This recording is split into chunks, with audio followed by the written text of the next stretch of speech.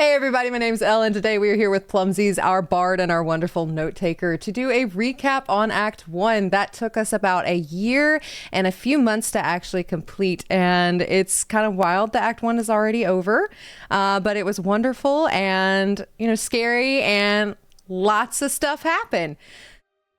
Yes. So much happened. So much information was given.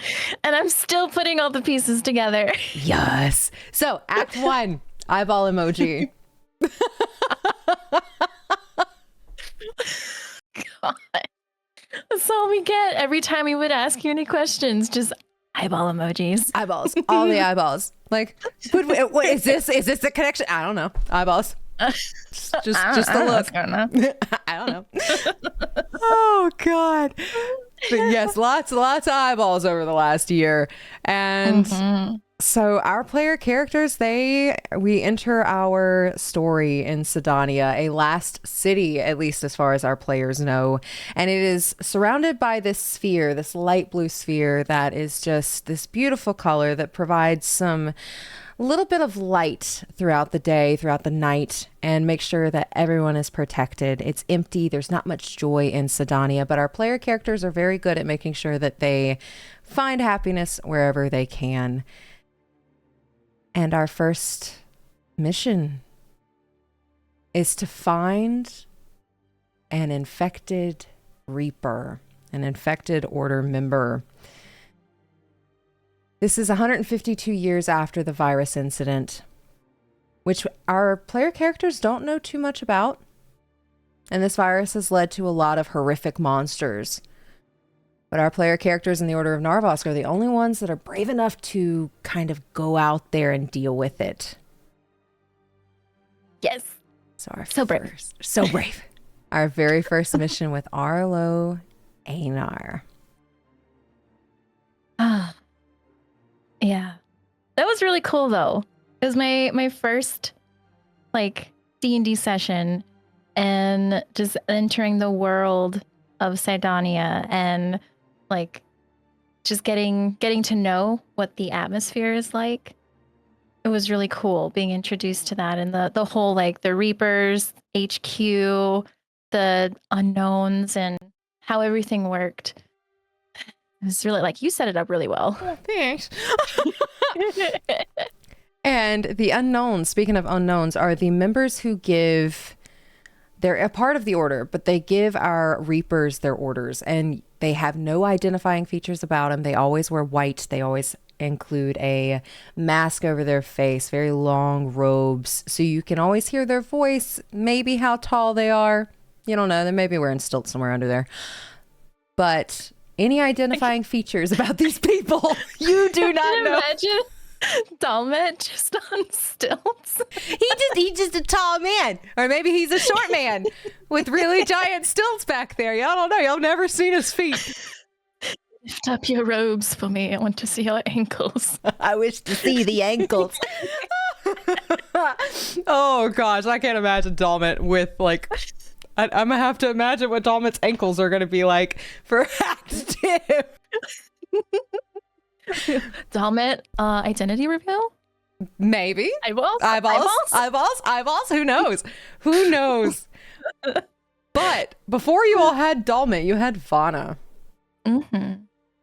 Vana seemed to be kind of off-putting, I guess. Didn't really want to talk too much in the beginning. But she is the one who gave you your orders to find Arlo Einar. And make sure that infection didn't fester. Yeah, that was quite a mission with everything that happened, especially knowing what we know. I feel so bad about that mission now. Yes, because Arlo, all they knew to start with, all you all knew was that he was infected and they wanted you to eliminate him. And at the time, Velphie was all about the Order. She was like, I'm in it. The Order believes he's a bad guy. He's a bad guy trying to ruin Sedania. So we have to do what we have to do. And they want him gone. So that's the mission. She set out on it. She was going to do it. She was going to do it, and she did a wonderful job. All of our player characters did so wonderful. We had Professor Friedrich, who is a professor of anatomy and physiology at the Orders University. Yeah, they actually have a university there, and he was their anatomy teacher, also Velphie's teacher. Yeah. Yeah, just went on a little mission with my teacher. Just a little mission with the teacher that changed the whole course of everything. Mm-hmm. And then we had... Now we're besties. I love Professor Friedrich. Professor Friedrich and Velphie so much. And we also had Ruin, a Goliath who knew nothing about his past, told to do a job, was going to do that job. Mm. Yeah, I think we were all kind of in that mindset of order is the order. That's what we're given, and that's what we do. And we get paid. And we get paid. We get paid for it. Get paid to kill. We get paid to kill in this one. Specifically, some of you are hunters. Well, one of you at this current point in the act was a hunter, and hunters are specifically designed and trained to kill. Oh. But Velphie and Professor Friedrich are chroniclers. Yes. More interested in the, I guess, science side of things, or like gathering information about it and bringing it back to help find some sort of antidote for this virus, or figure out what causes it, so we can kind of progress in that area and start saving people and getting back to a normal life. So y'all brought back a lot of information and a lot of things, but we'll get to that bit in a bit. Yeah. But you all leave to go find Arlo, and you all have your wonderful steeds. So Straya. cute. Yeah, Straya and her tongue game when she gets nervous. And the professor riding a giant goat. Beatrice! Who is a very old goat. Older than what she probably should be. But eyeballs. She carries Professor Friedrich everywhere. That is her bestest friend in the whole wide world. And then a little horse named Lucky who had bald patches. Oh. Very hardened horse. Yeah. But you all left at first light. There was a small crowd of just citizens that gather around you every morning that you all leave. And this was Velphie's first mission. Mm-hmm. And she gets to see all those people just talking. Some people aren't very nice.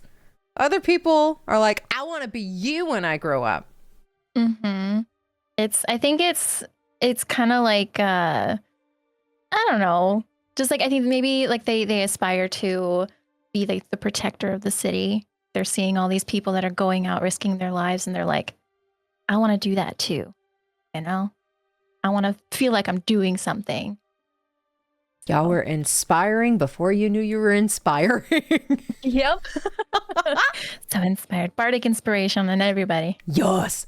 And what is that now? A D8? D10? I think it's... one second. I think it's a D... Where is it? Oh my god. It's a D8 still. A D8. Nice. Yeah. Yeah, so y'all are level 3 when y'all set out. You all are currently level 9. Oh, baby Velphie. Y'all were babies. Such babies. Oh.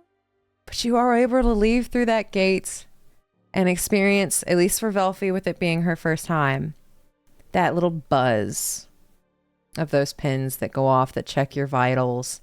Very subtle, not very noticeable, but you get that little buzz every time you leave. Was that ever a comfort, or was that more of a... I think in the beginning, it was a comfort that the Order wanted to check their well-being and make sure they were fine. But as certain events unfolded, it started to feel a little different. Like they were just like tracking you to make sure. Like, I don't know. It just started feeling weird. It was just a weird button. It was so It was, weird. it was weird, especially since we could only really talk to them through it.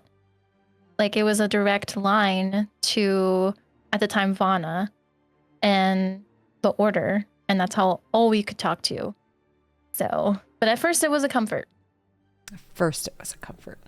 But yes, it links directly back to Vana, and you all are able to head out, and you got to experience the world for the very first time outside of those gates. Very dark. Very dark. Very scary. Very loud at some points, as you all kind of came across a creature that was absolutely terrifying with its screech. Yes, I was. When I heard that, I was like, are we gonna fight this right now? Like at level 3? Not yet, at least. Not yet. Yeah. But it was the way you described it. It was big, and I was like, okay, we're getting into it right now. Oh. It was big, but it stayed in the shadows. Yeah. And then you all came across a little cottage. Seemed really nice, sweet. Yeah.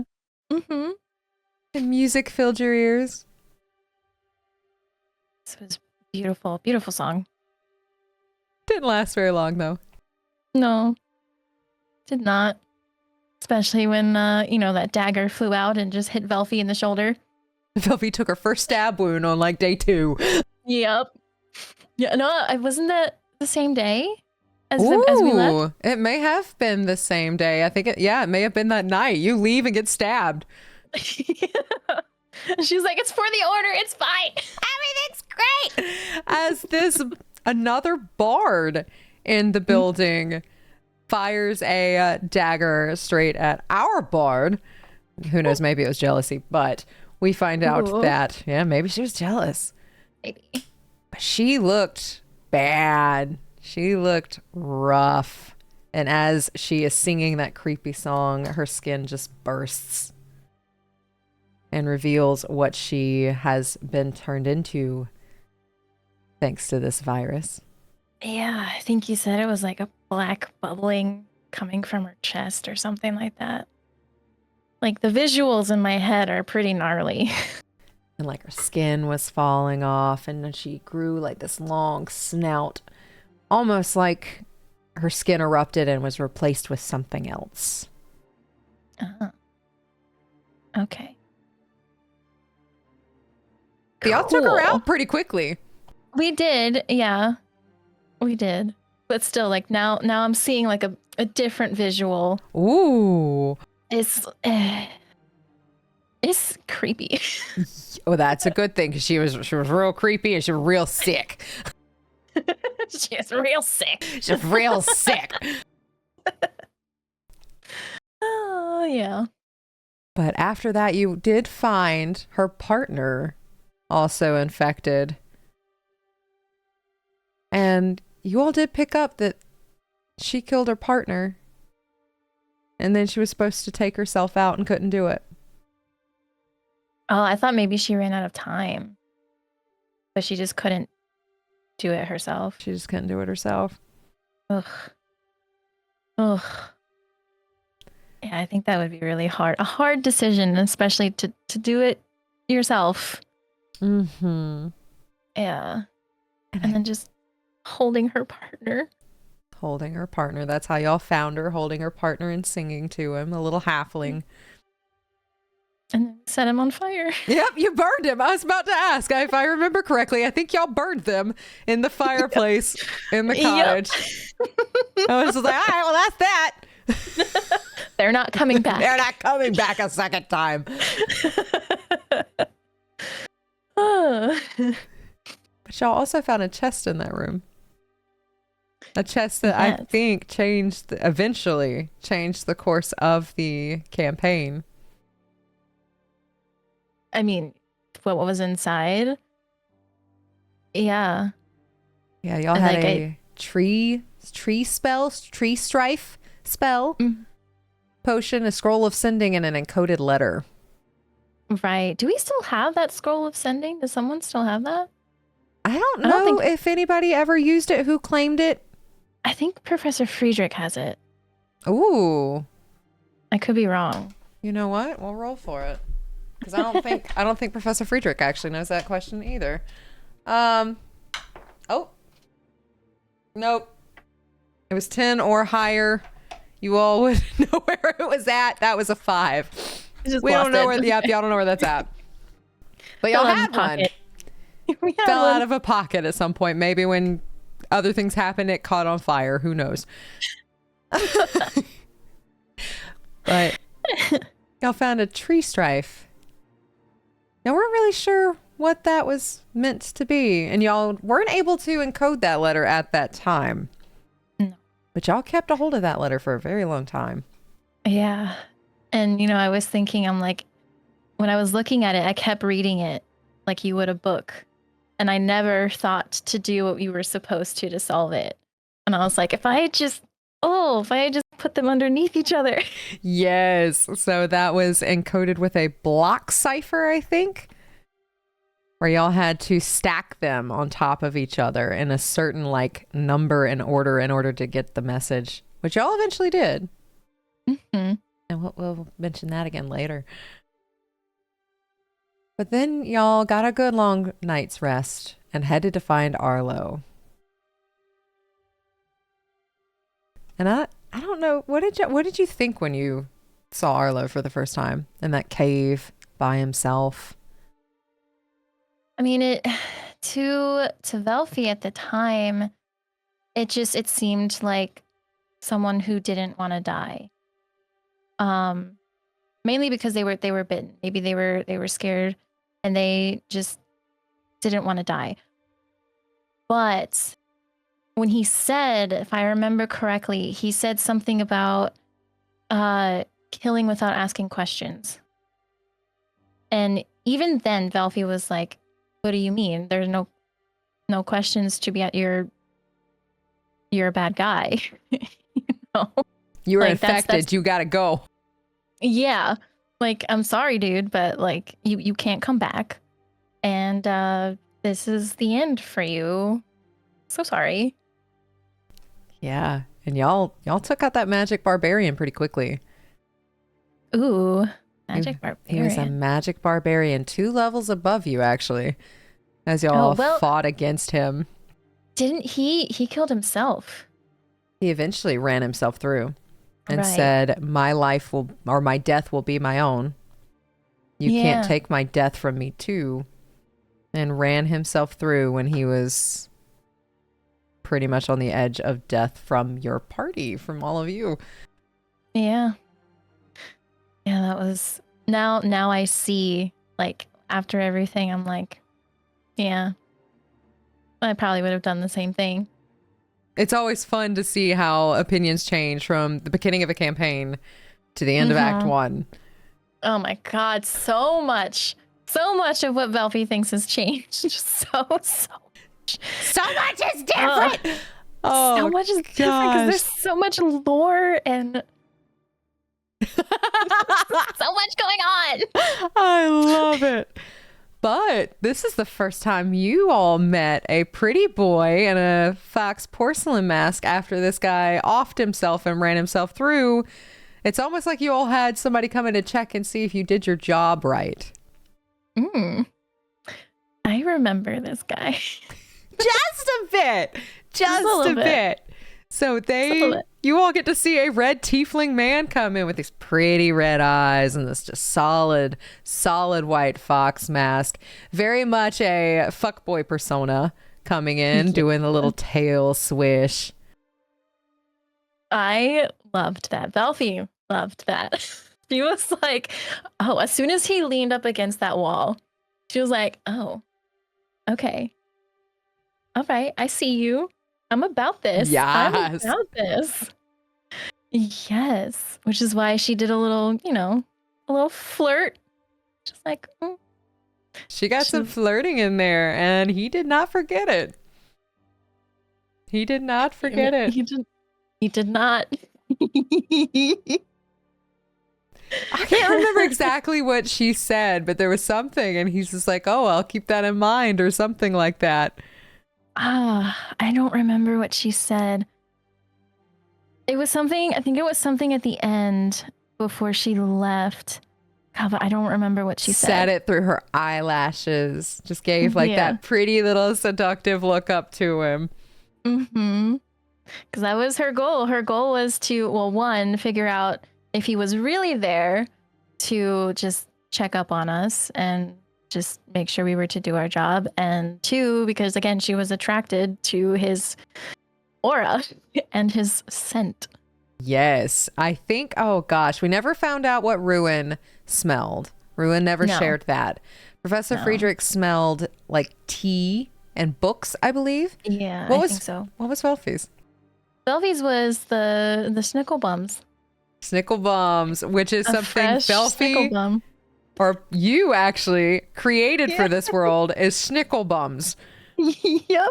I like, because I think I remember you mentioned when we were at the bar, this, like, I think it was a purple fruit that you brought out. And then I was like, oh, a Snickle Bum. And it is stuck. It is stuck. And it was produced more often after people really started to enjoy it. Yay.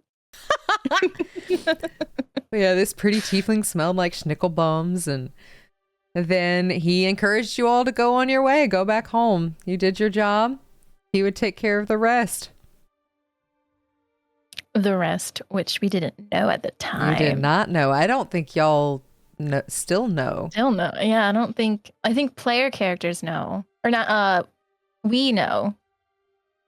But yeah, Velphie doesn't. Oh. She gotta ask now. She gotta ask. I don't know if y'all know the full extent, because y'all have never asked him what he did. No, we did not. I think we did, with the information that we all know. If we put it together, I think we would be able to discern what it was that he did, because I think it was actually brought up at some point. Yes, maybe outside of the game, what he did. I believe so. The end game. I don't think any of y'all know. We don't know what he did. You don't know what he did. Oh, we don't know what he did. But then y'all were able to head home, and y'all used your tree stride spell in order to get home into the only tree that is in Sedonia. Yeah. Which later, I guess, was a butterfly effect into the rest of the game. So... Yes, and y'all never figured out what that I can never say tree stride. That tree stride spell was supposed to have been used for. Well, I think I know what it was supposed to be used for, but Velphie did it. We were just like, oh, cool. Like, this is ours now. Let's go home. Yeah, we don't have to walk all the way back. Just bloop. And we're there. Just bloop. And then y'all figured out that this is not what that tree is used for. And Axe had to start working on getting the gateway bigger. Oh, it was Axe that had to work on it? Axe was one of the ones working on getting the gateway bigger, as Axe is the one that saw y'all coming through and had no idea how to help y'all. As he was just sitting in the courtyard. He's just like, what? Hello, horses. Horses. This is great. Oh. But eventually that gate did become bigger as a couple weeks pass, and then you all got called back again. Y'all had 2 weeks off since the Mad Hunter's fall. And then y'all got a call through your order pins that Vana needed help again. Yes, very exciting. Second mission. Velphie was stoked. Yeah, and y'all actually got a level up before that. So y'all were level 4 for this one. Ooh, yes. And y'all were sent to a magically sealed section of an abandoned mansion to bring home whatever was in that room. Vana didn't know what was in that room.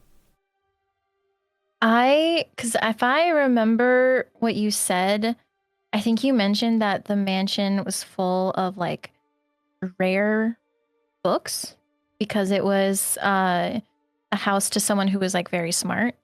And I think about this from time to time. I don't know why, but I'm like, I really wish we had taken the time to explore the mansion before we went down to see if there were any really cool books that we could have picked up, but that didn't happen. Y'all never went upstairs.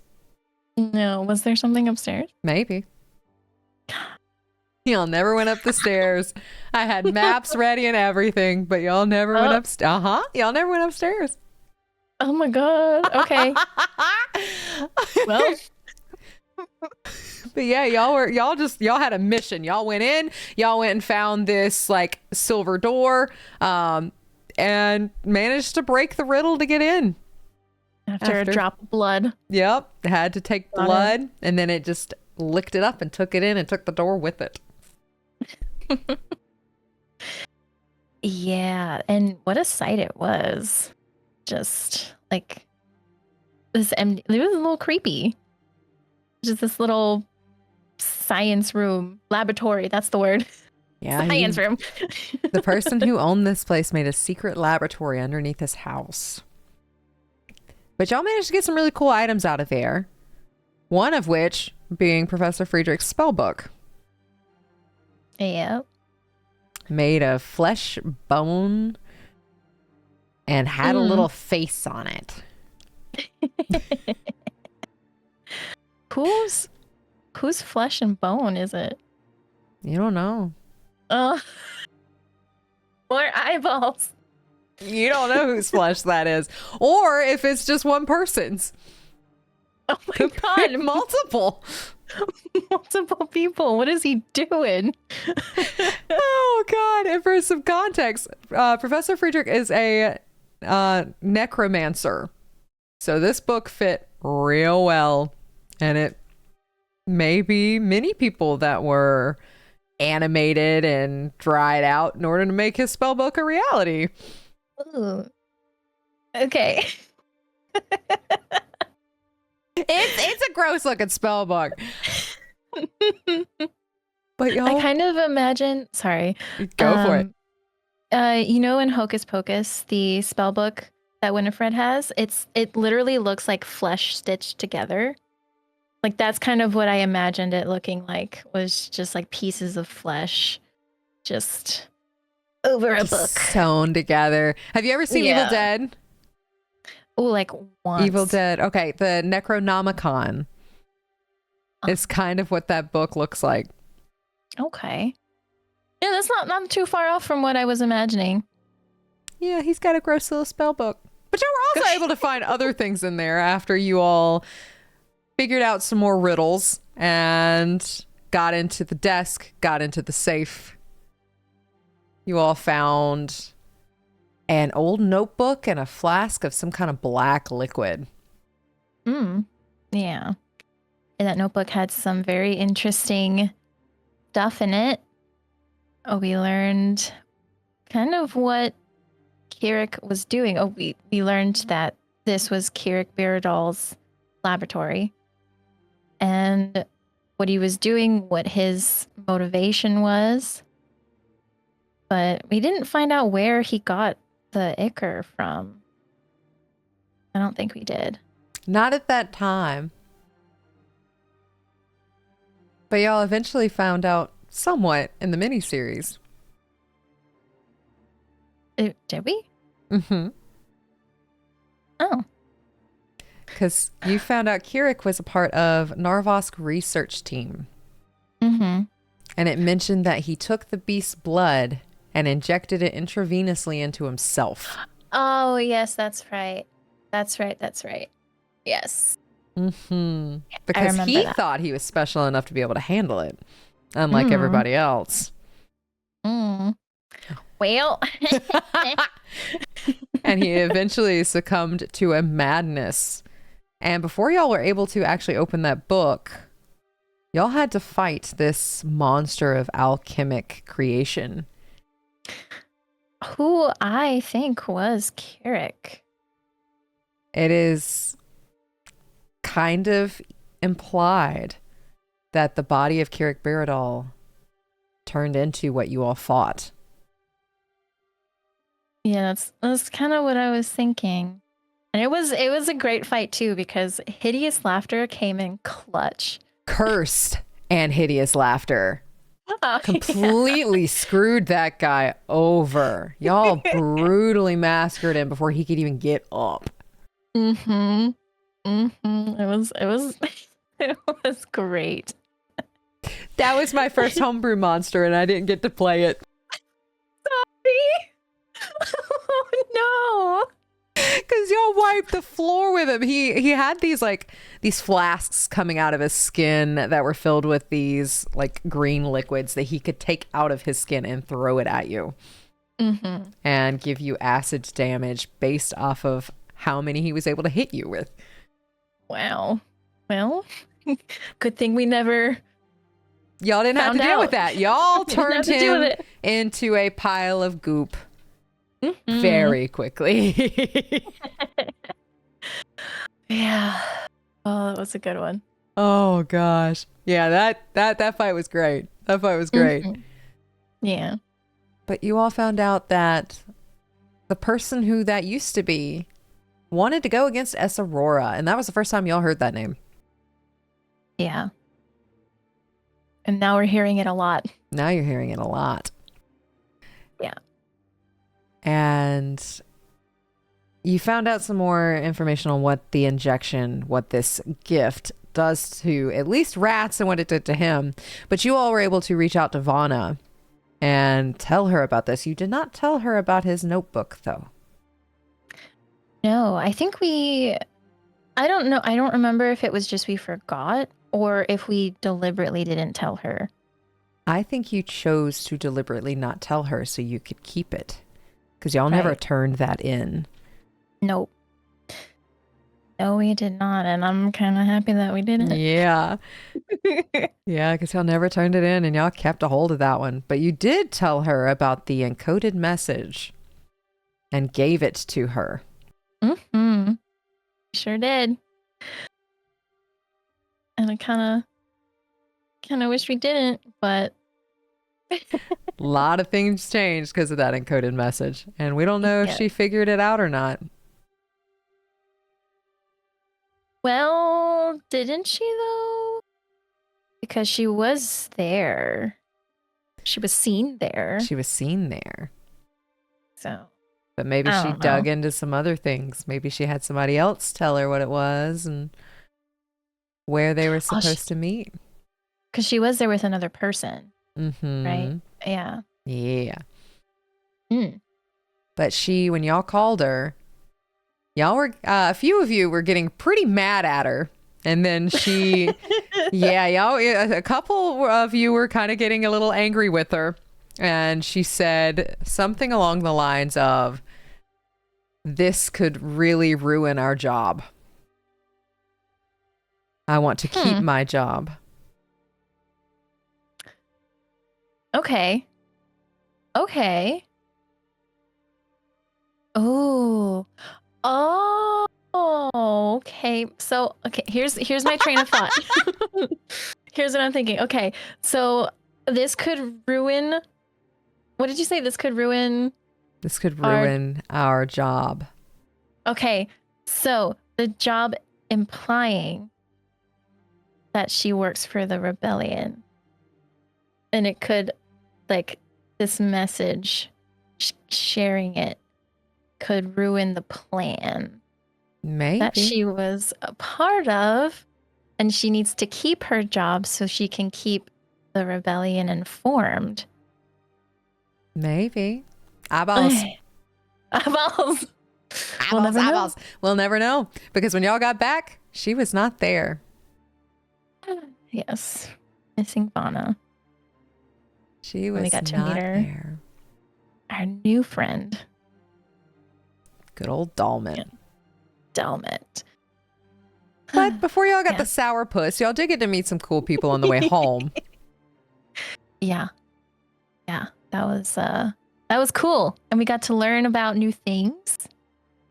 And we learned a lot, actually, while we were there. Yes. Gibby and Tibby. Gibby is an old senile little gnome with a giant turtle named Tibby that his house is actually conveniently placed on the top of. And Tibby has this giant bell underneath his stomach that just rings every time he takes a step. Is there a reason for the bell? It could be kind of like a warding off type thing. Maybe these things don't like the noise. Maybe it was to keep a track of his turtle at one point, and as he grew, he had to also grow the bell. I love that. I'm picturing like a little tiny turtle with a little bell on it. He did say that it was his best friend, and he had to cast magic on his friend. Oh, like it was a humanoid beforehand? No, I will go ahead and tell you that one. No, it's always been a turtle. It's, okay. Timmy is a turtle with the enlarged spell. Over and over and over and over and over. Oh, you know what? You know what that reminds me of in Cyberpunk, that one mission with the guy whose best friend was a turtle. Was a turtle, yes. Yeah. Timmy and Gibby are very similar to that. They're just best friends. And he just speaks to his friend all the time. Oh, I love Gibby. Gibby's precious. Pure of heart. Pure of heart, Gibby. Gibby that likes smut. Gibby that... Pure of heart. Gibby that can't quite remember some things. And Gibby that can't get out of wherever it is y'all are at. Being blocked by some kind of barrier. Yeah, he told us about the barrier. He told you he can't get out. Something is blocking the way. Okay.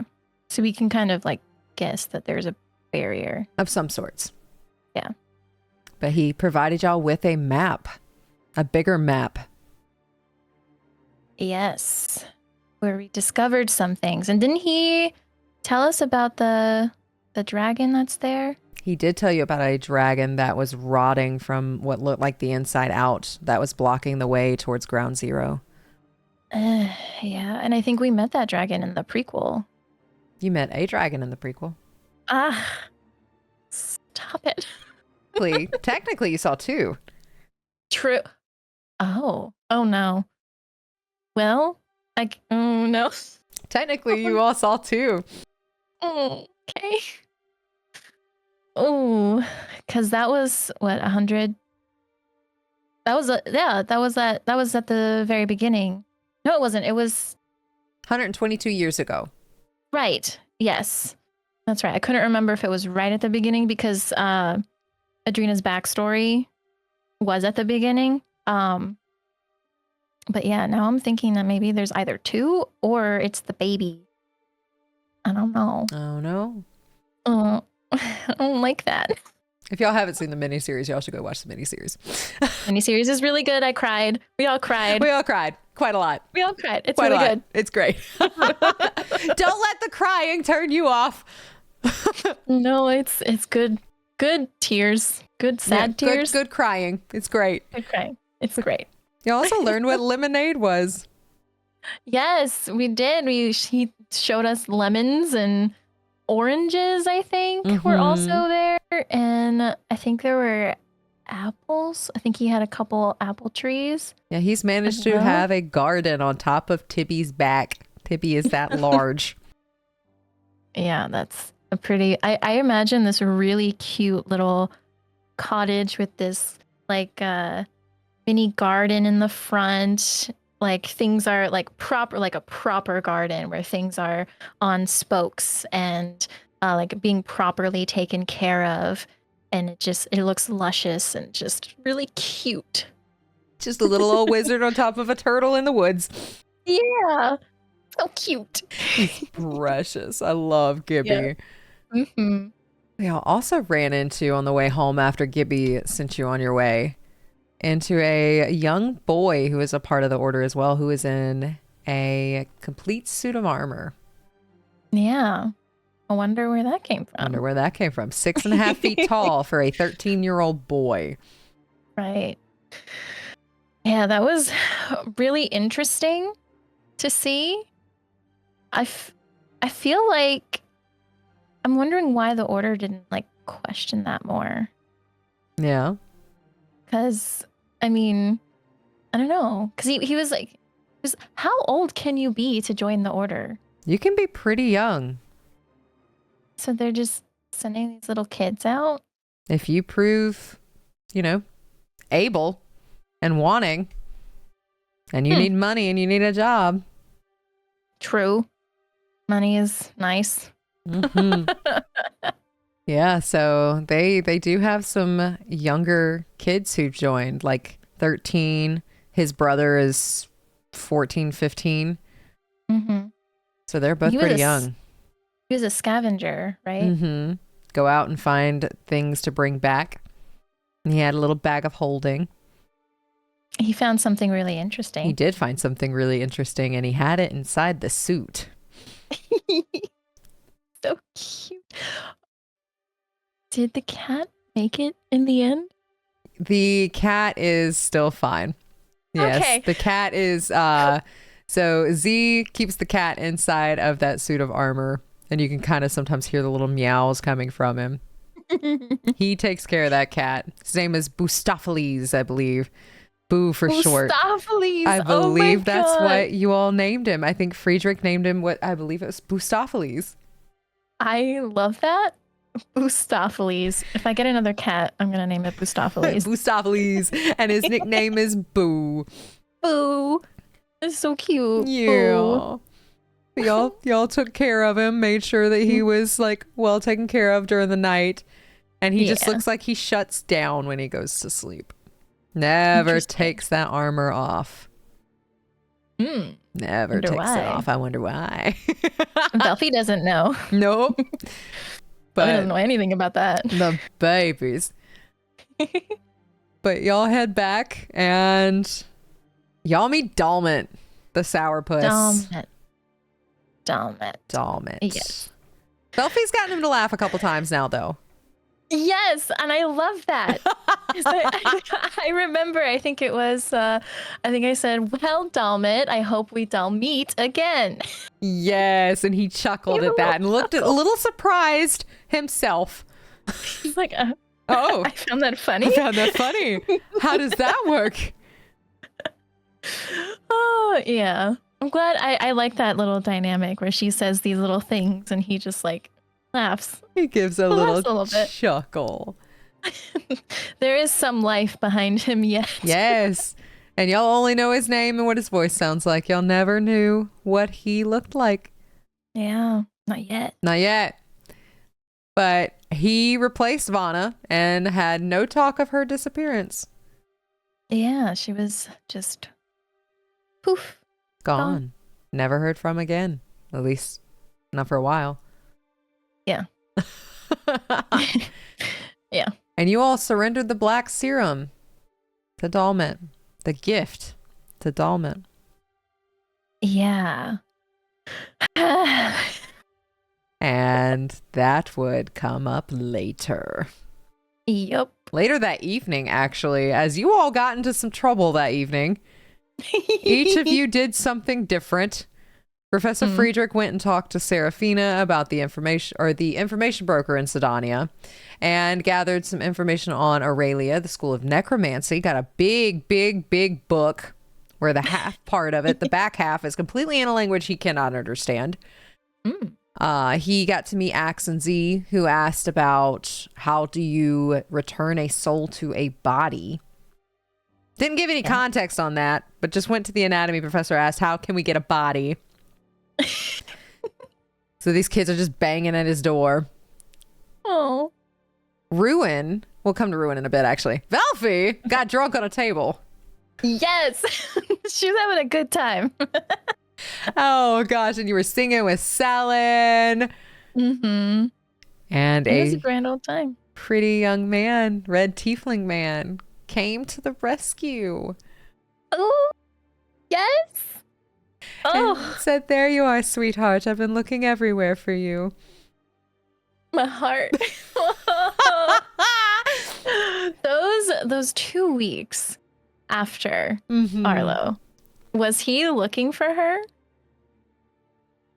Sort of, kind of. To get to introduce himself.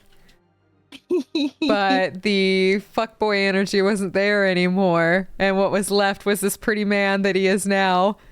Yeah. So he got a little nervous. Oh, baby. But he's cute. And he thought he was saving Velphie from a creepy drow named Beltov who was leering in a corner. At least he thought he was leering in a corner. Mm-hmm. Yeah. Which Velphie never saw. She didn't see who it was, or never saw. She was drunk and just left with Antir. But had to make a quick pit stop. We got to go pee before I can go anywhere. Yes. She's like, wait a second, I have to pee. And then he's just like, okay. What do I do? And then you got to go to the tea house. Yes. We met Calandra. Well, actually, Velphie already knew Calandra. Yes. But from getting tea at her place. And we're able to hang out there. Yeah. That was cute. And then she kind of cured Velphie's drunkenness. With a tea. The things that Calandra can do. Yes. And then who you now know is Antir. Oh, yes. Left to go pick a fight. With the drow in the corner.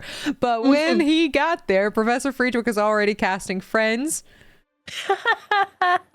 and getting to know our precious Beltov. Who made a good point. Our bard was on a table, drunk, falling off of it. Yeah, I mean, it's hard not to look at that. It's not hard to look. It's very hard not to look at that. Yeah.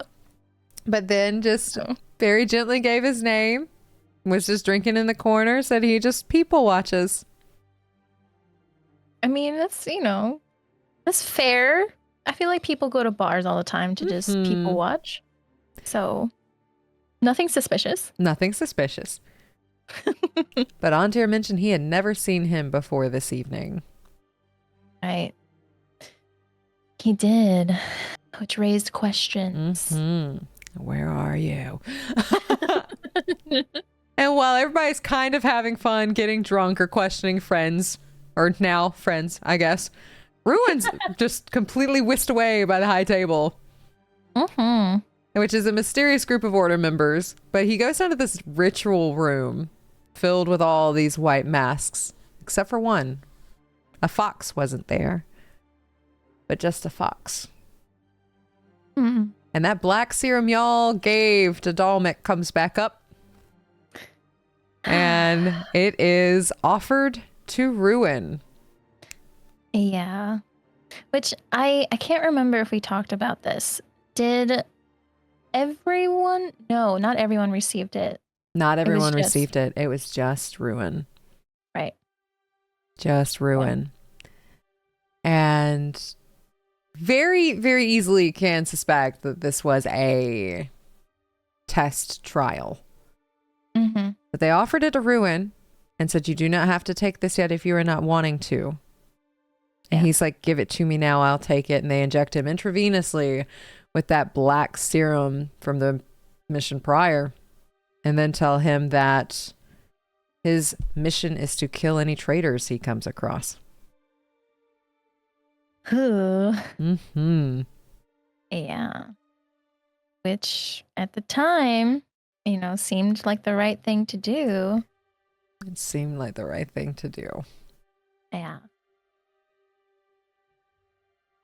Who knows? Who knows? Oh, I have so many thoughts running in my brain. Share them. What are our thoughts? Oh, because I'm thinking I don't know. What if what we did wasn't the right thing? I don't know.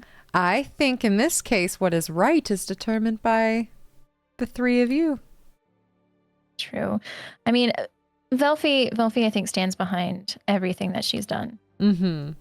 She believes that what she has done was the right thing to do for everyone. But she did not consider one thing at the very end, which has been brought up in Act 2. But, I guess we'll figure that out in Act 2. Ooh. Yeah, that may bring in some inner party, tension with choices. Oh, no. With some choices. Yeah. But the next day, y'all get called in and y'all get to go to the Druid farm for the first time.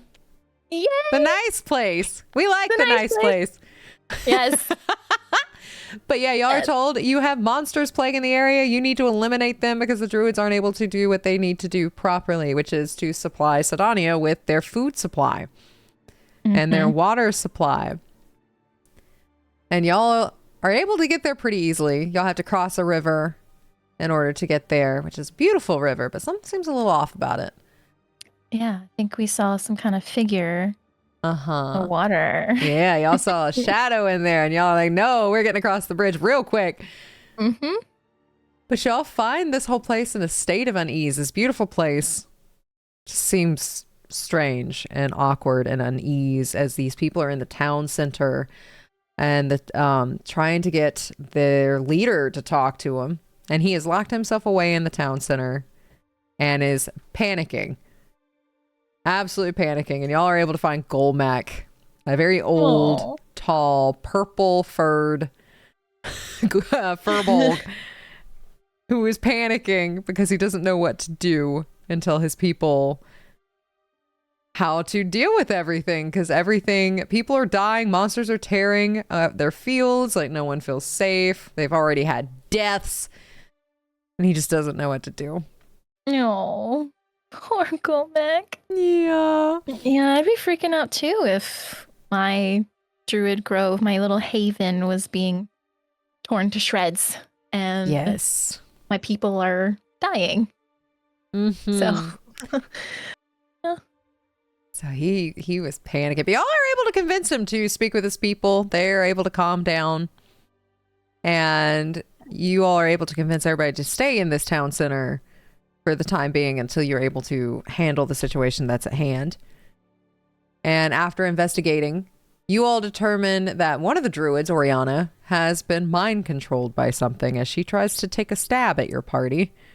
Right. And I think Ruin figured that out. Yeah, and she was being not necessarily know what the controlling was from, but that something was different, as Ruin has had that similar experience. Ooh. And we never got to know about that. I don't think he told y'all that, no. But Ruin had a similar experience that he was pulling from in order to understand what was going on with Oriana. And y'all also found 3 bodies that had been completely mutilated that were stashed in the medical center that a water genasi named Kara runs. Good old Kara, who is a water genasi circle of wildfire druid. I was wondering where the fire came from, so now it makes sense. She's a circle of wildfire, and that's the reason she just almost smells like boiling water when she gets mad. Yeah. Which y'all got to experience that a little later too. Yep. Yep. But y'all went and found out that the wheat field and the apple orchard were in complete disarray. And that's where you all needed to head. And you all headed to the orchard first. Yep. Where you found some cute little pets of something. Yeah, because we saw, I don't remember what they were. Was it displacer beasts? Yep. Y'all fought against 4 displacer beasts. Right. And that was a hard fight for you all. Yeah. And then because didn't the Mind Flayer show up at the end too? It did. Yeah. It did. I remember it said, I'm full for today. Full for today. Yeah. And it left with all of y'all at like barely any hit points. Right. I was like, oh. Yeah. God, please go. That was supposed to be a phase 2 fight. Oh. But it was full. Oh. But it was full, coincidentally. It was full. But with the help of Kara and you were able to take out the beasties and the Mind Flayer and its other pet. In the orchard? It had that big troll-like thing. that you all were able to get Oh, some rest, and you all headed back out to take care of that off right. of the cliff of the river, Mm-hmm. Yeah. where it tried to eat Velphie's brain. Yeah.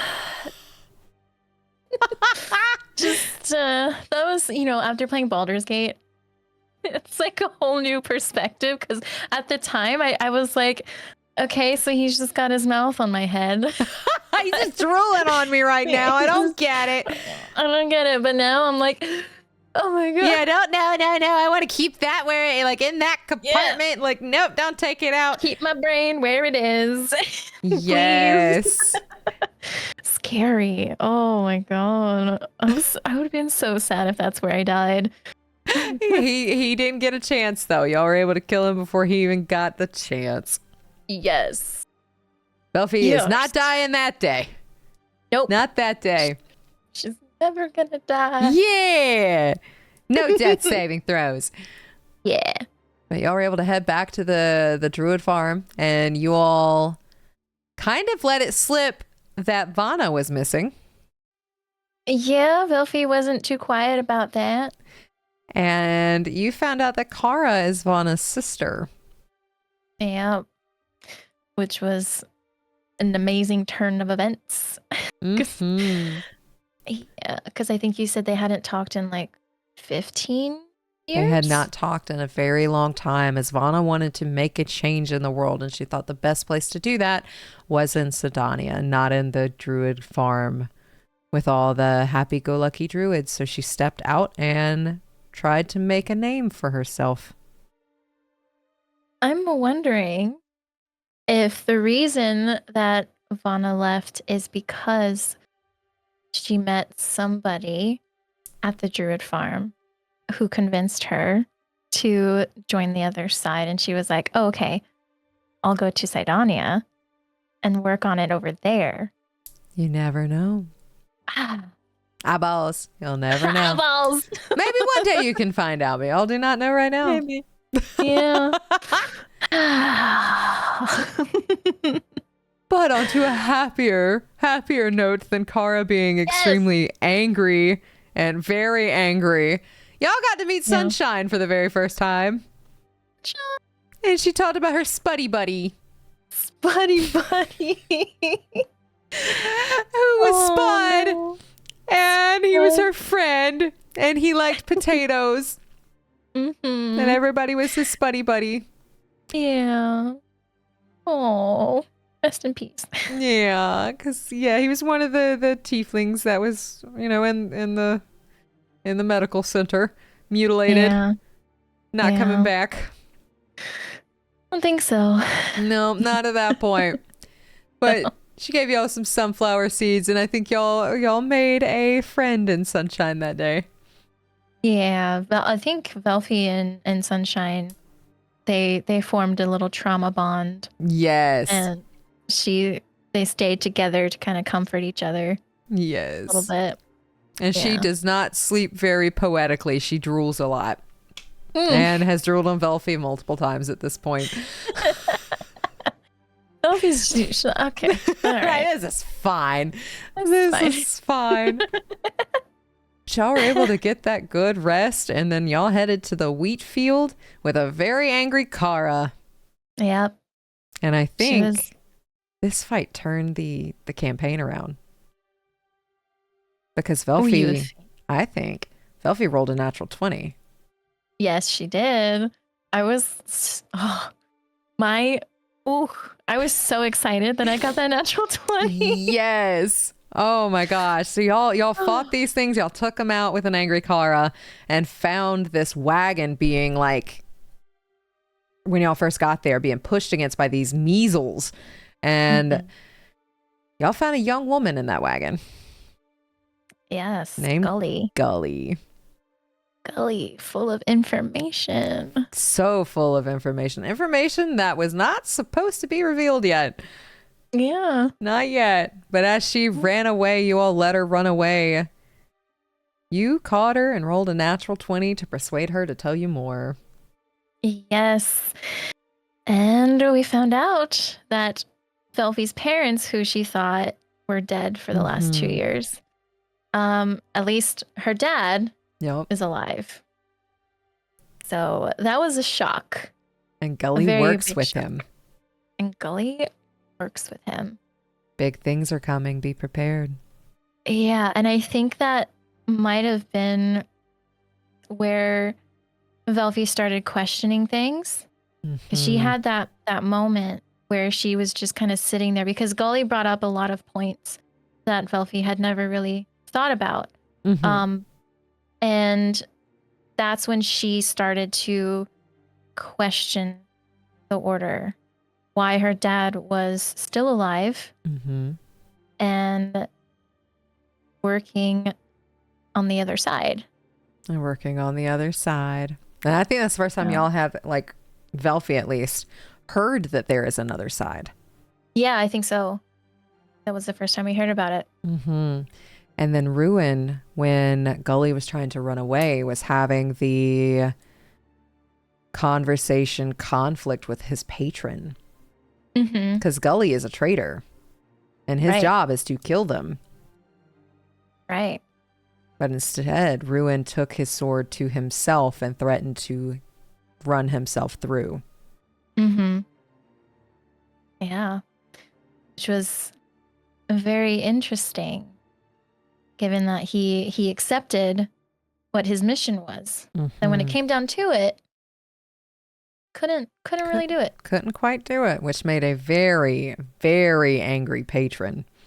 Yeah, I'm glad I wasn't that. I'm glad I wasn't ruined. I'm glad I wasn't ruined. His patron was very, very angry. But Kara managed to take him to a place of refuge that Golmac had built, like a little temple almost, but not quite a temple to Drasana. And Ruin actually gave up and abandoned his old patron for this new patron of nature named Drasana, who seems to be very weakened. Very much more so than his old patron, who is now angry at everyone in that party. Especially Ruin, of course, but everybody in that party. That thing is angry at. Well, I didn't know that. Very, very angry patron as it has been abandoned by somebody it gave its powers to. Yeah. But it seemed like it was for the better. For Ruin, at least. For Ruin. Maybe. Yeah. Guess it depends on what side you're on. Guess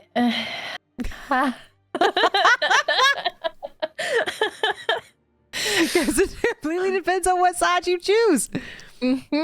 Yeah. Which I think it does become apparent that there is going to be a side to choose. Yeah. I mean, especially like finding out that there even was another side. And then like hearing what Gully said and having that experience with Arlo, it was just kind of falling into place for Velphie, at least, that something else was going on here. But she didn't quite know why there was another side. Because it's been very well hidden. Yeah, because Cydonia was all about saving the people and figuring out a cure. So why would there be a resistance? Why would there be a resistance? But with those sad thoughts and the complications of choosing a side, y'all got a party that evening for the first time. Yes. Ooh, fun party. Y'all got a pretty little druid party where you all got really drunk and or high. Yeah, we got crossfaded. Y'all got crossfaded hard. But thankfully, Golmac was there to make sure that you all were prepared, and he had some restorations available to get rid of your hangovers and your highness and everything else. But Velphie specifically took some time to talk to Golmac during that party. Yeah, she did, because, well, she found somebody who wasn't part of the Druid Grove, and it seemed like they were there not on purpose, but like that they were there for a reason, or like it was known that they were there. Is kind of what I'm trying to explain.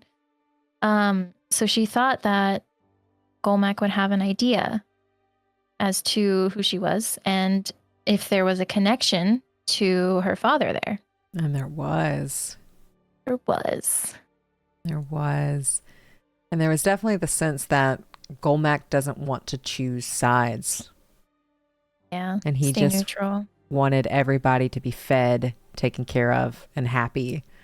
Because he didn't quite ask questions about the other side either. Or either side. Yeah. It's true. I believe that that's the first time Velphie heard the word Terravota. Yeah. The first time that she heard that there were... well, no, because Gibby had mentioned there were things outside of the barrier. But that was the first time she had learned the name of the entire continent. Yeah. The Land of Wishes. The Land of Wishes. The Land of Wishes. Which I think got some more gears turning. As you got a lot of information on that one. Yeah. We got a lot of information on Terravota eventually. Eventually. Yeah. But after you all got crossfaded, got a good nap, made sure you felt real good, y'all were able to head back to Sedonia. And y'all got your payment, but you also met your newest circle member. Yeah. This is when y'all met Dahlia for the very first time. And Dahlia's path was given to her by Ignatius. And that was to keep an eye on Ruin. Yeah. I still, I don't know, Velphie doesn't know anything about Father Ignatius. Just only, what she's heard through Ruin and Dahlia. Doesn't sound good. Yeah. But he is the priest in the church at Sedonia. The chapel in Sedonia. He is the main person ahead of that very powerful cleric. Right. Oh, he's a cleric. He is a cleric. Ah. Scary. Very powerful cleric. Oh no. Oh no. But for this mission, we're going to what? I was going to say we're going to have to fight him at some point. He has hit points, so he can die.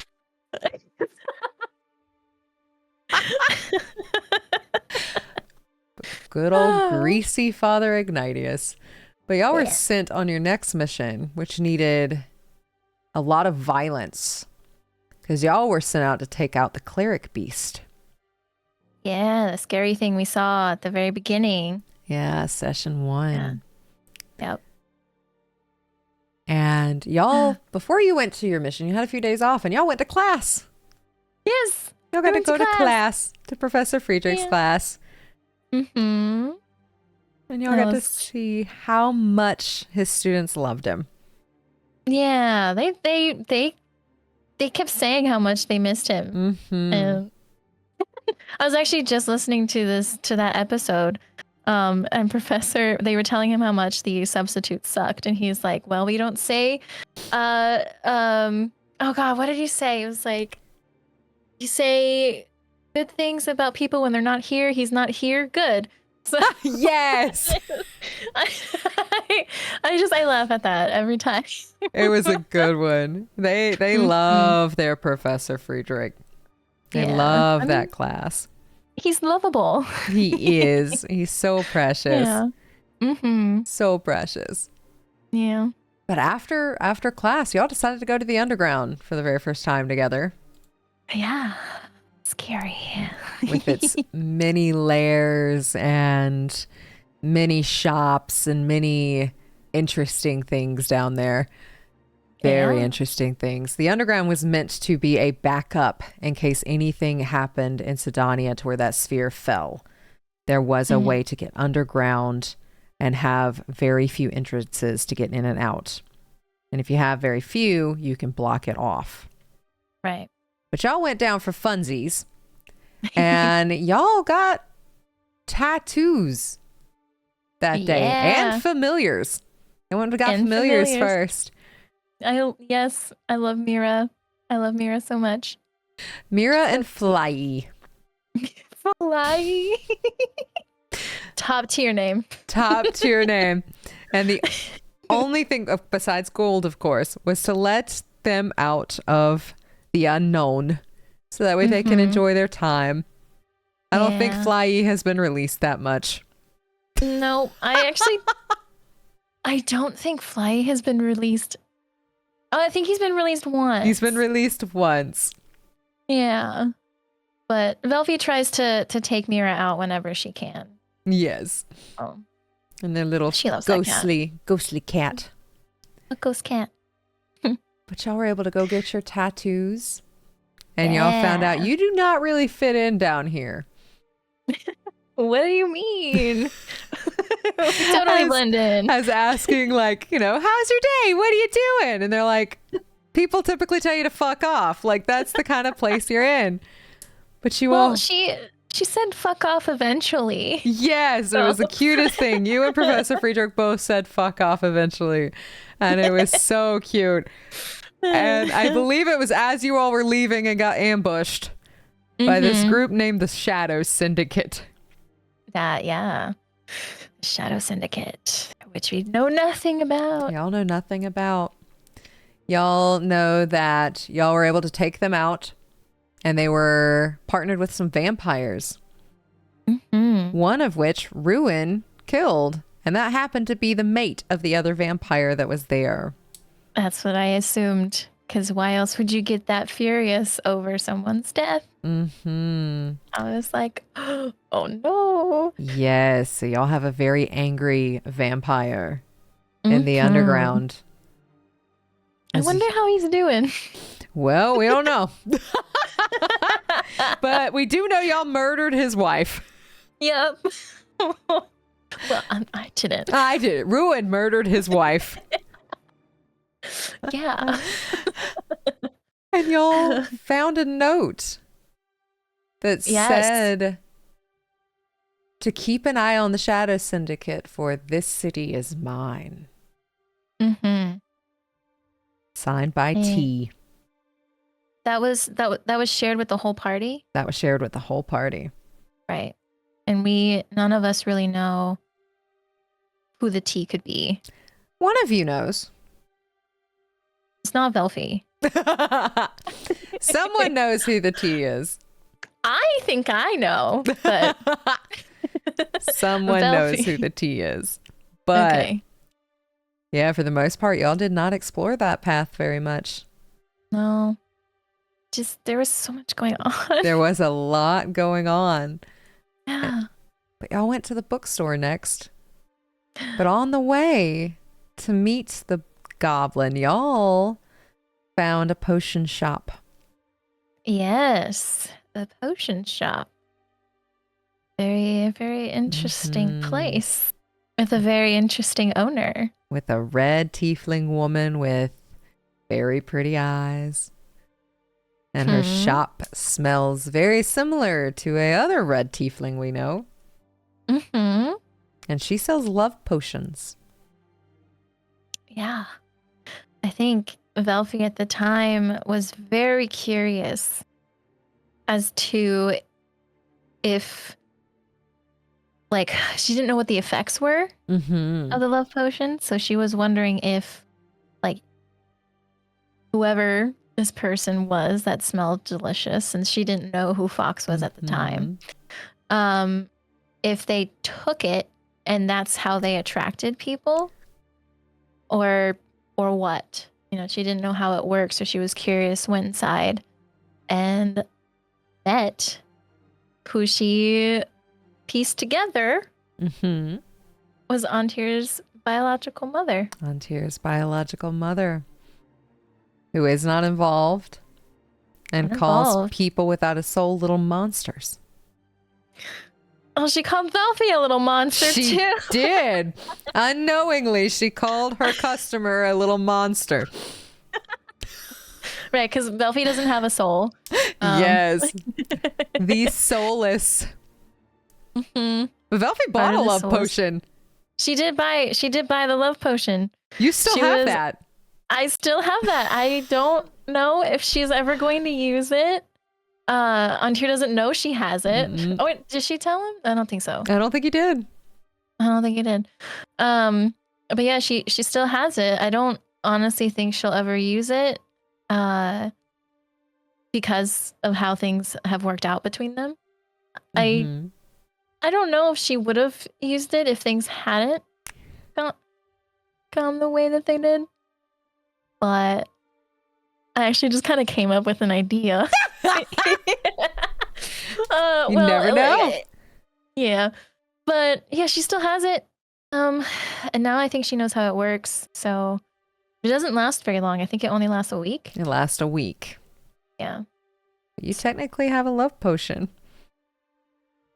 I do. And then after that investigation of, you never learned her name. You all never asked for her name. Y'all headed to the bookstore where y'all met a wonderful little goblin named Loot. Loot the goblin gave y'all a lot of books that day. Yes, I think Velphie bought 3? You bought a lot. Professor Friedrich got a couple. Dahlia got a couple. And Ruin got one. Mm-hmm.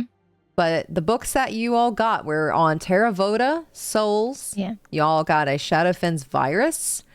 Y'all got Goliaths, Realm Travel.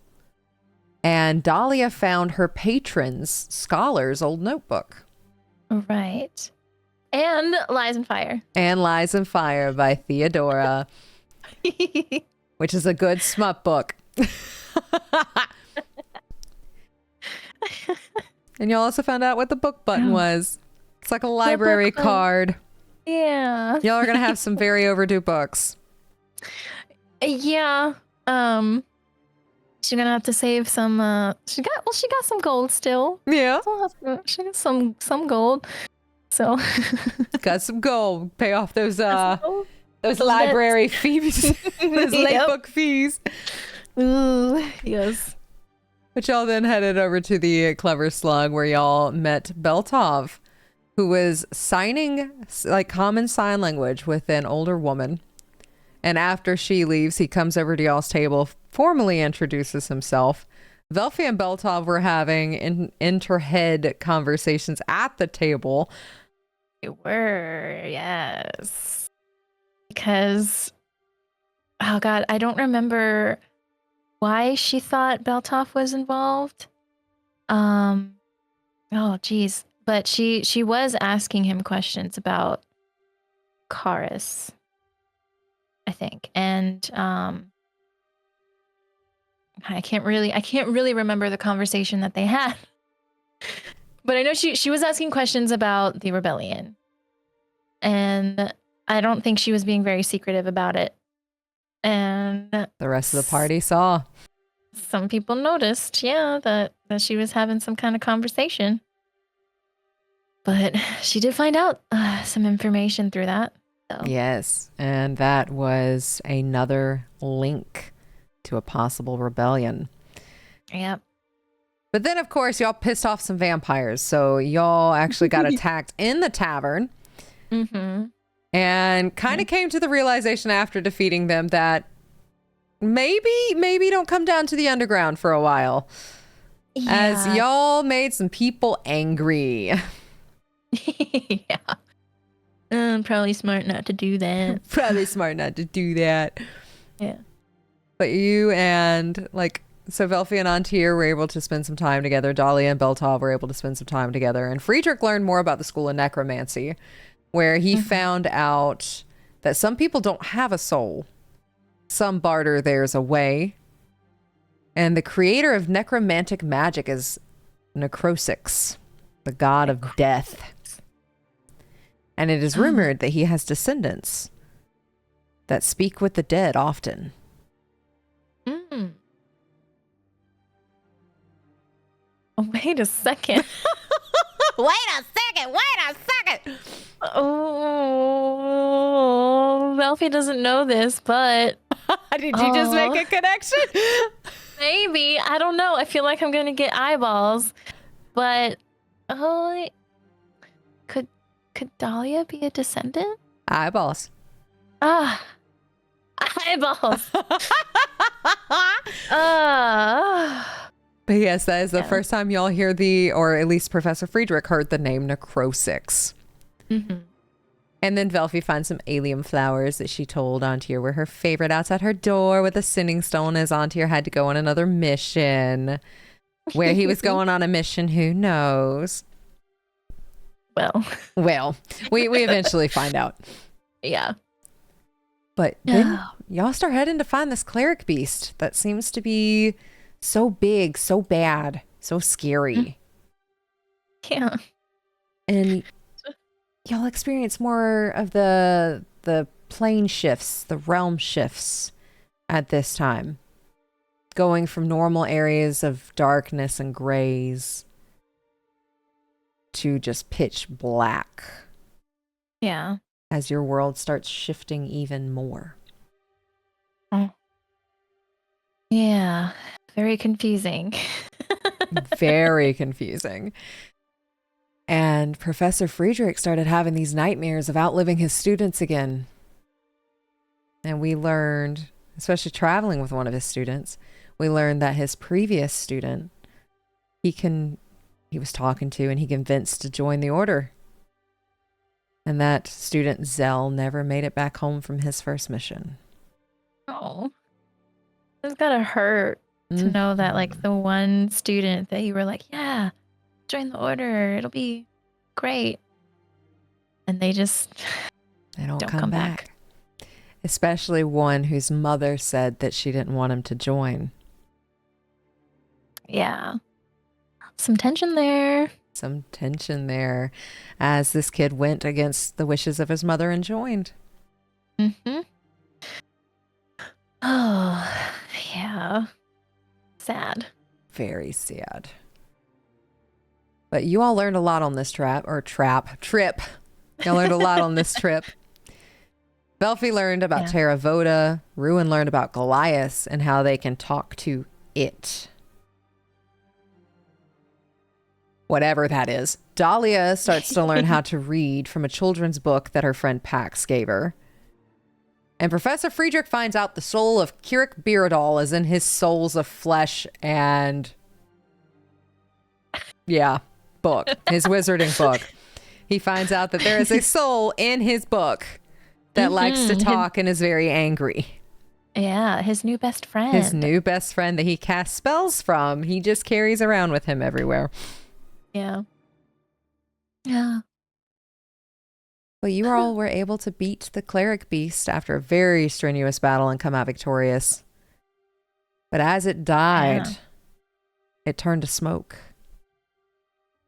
and revealed a drow woman in the midst of it before it completely burned into ash, leaving nothing but an amulet behind. Yes. An amulet that Velphie, I think, was able to figure out was an amulet of Necrosix. She used Identify on it. Velphie used Identify on it? Yeah. Oh, then yeah, I completely forgot about that. Yeah, she used Identify, and I think whatever answer she was given, she was like, I think this is for Dahlia. Yes. Okay, now I do remember. And it is an amulet of the devout, which is for clerics. That's what it was.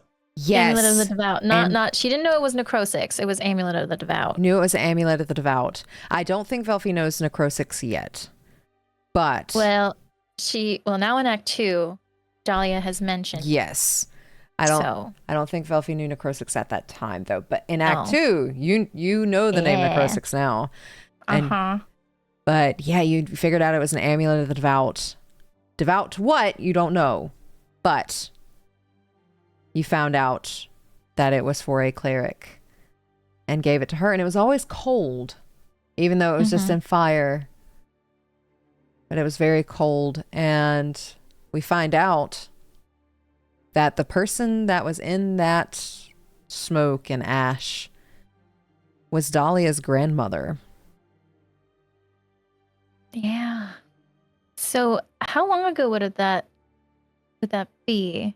cleric beast has been around for probably 110, 15 years. Wow. Okay. I was not expecting that long. Yeah, Wow. it's been a while, or around quite a while. Been a while. Been around for a while. But yeah, so the cleric beast was someone named Calanthe, who was Dahlia's grandmother. And Dahlia, when she takes that amulet from Velphie, gets a vision of somebody in cloak, like a little cloak with the hood up, that is nothing but a skeleton.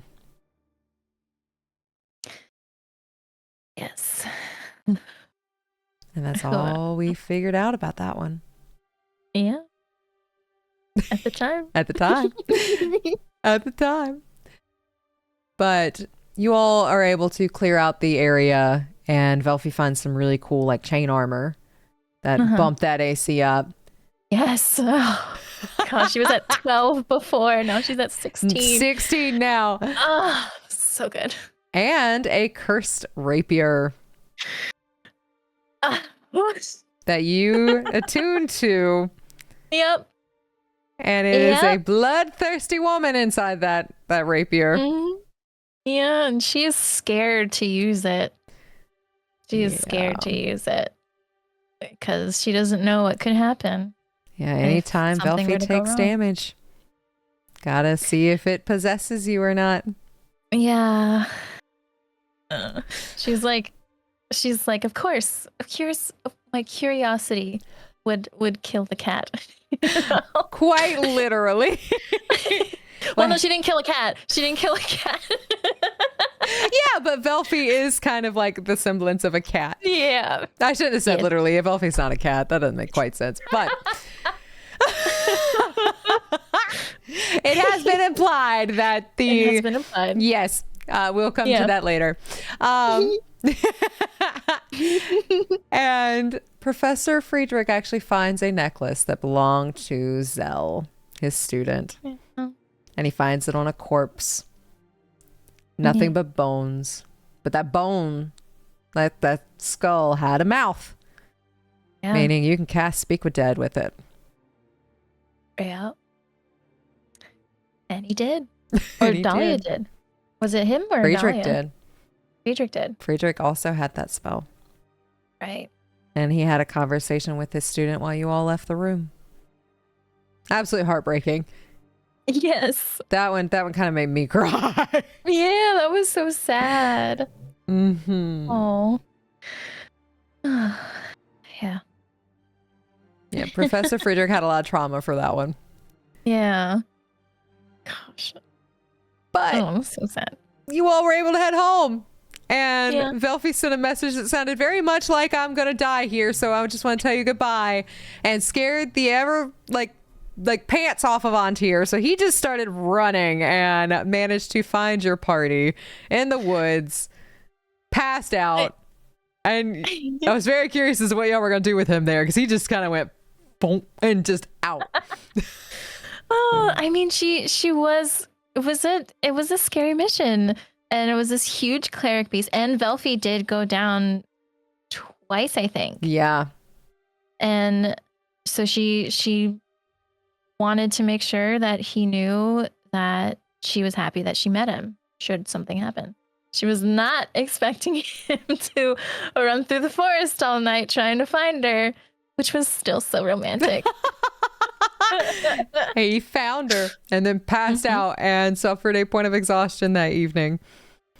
Some of your party, some of y'all wanted to like absolutely murder him while he was there. Yeah, well, because we found out, the party at the time found out something about him. Mm-hmm. Because I think Velphie had an idea, but it was confirmed when we all saw his mask. You all saw his mask because he forgot to hide it. Yep. He was just so worried about Velphie. He was so worried about Velphie, and y'all confirmed the identity of one of the masks. Mm-hmm. Yes, our little fox. Our little fox. And y'all got to travel with him on the way home and get to know him a little better. Yeah, and got a lot of info. Got a lot of info. Got that he does not like horses Or that elks. much, or elks for that matter. He likes to walk. He does not like to ride. Y'all managed to talk him into that. But yeah, y'all learned a lot of information on that one. Also, some I love yous were kind of like said during that one. Yeah, we got a first kiss. First kiss of the campaign. First kiss of the campaign. And we got some confessions of feelings between them. And it was really cute. And then they're like, because they don't really feel emotions the same way that people do because they're both soulless. They talked about exploring what this feeling was that they were feeling together. Yes. And it was really cute. It was so cute. Yes. Yeah, we got the first kiss of their campaign. The first feelings of the campaign. Oh, it was so cute. Yeah, I loved it. You all are able to head back home. And that's kind of when things really start to kick up. You all are, of course, rewarded. But Velphie returned to her childhood home when she got back. She did. And she found something very interesting. She found this. She didn't find the note. She found an impression of the note. And she took a pencil over it and was able to read what was written. And she, at the time, had Dahlia's stuff. And Dahlia had a sending stone connected to Beltov. And she asked Beltov if he knew who Siper was. Because on that note, it said there were coordinates and something about finding Siper or talking to Siper. Yeah. It's very interesting. Yeah, first time you get to hear Siper, and a Beltov responds very quickly. Very quickly, almost like getting called to the principal's office. We need to speak now. That's what Velphie felt like. She was like, am I in trouble? I didn't mean to. Yeah. Yeah, you're able to head and talk to Beltov. And while that is happening, Ruin and Dahlia get called in for mass training for the very first time. And they had to face their biggest fear, and they both barely just passed. I think both of them had 5 hit points maybe by the time they got out of that. Yeah. I believe Dahlia was hit so hard with one that it pretty much sapped most of all of her hit points.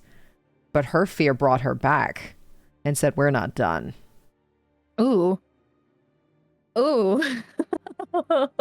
And Ruin just saw the faces of all of his friends, all of you, Antir, Selen, and he was just stabbing them through over and over and over and over and over again.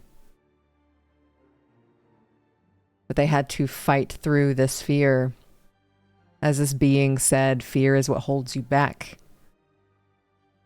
Dang. Yikes. And all of the masks had to be there. Fox was included in that one. He was. And then we found out what his fear was. And we did find out what his fear was. But if they had gone down, like died, they would have died in real life. Yes. Ooh. Yes, some of the masks very much almost died. Yeah. One of them was saved, actually. One of them was saved. Dragon was saved during that. We don't know who Dragon is, though. We don't know. We don't know. We don't know. We might can have some ideas. We have ideas. But we don't know. No. But while they're dying, Velphie is meeting with Beltov, and we find a blue dragonborn named Tilly.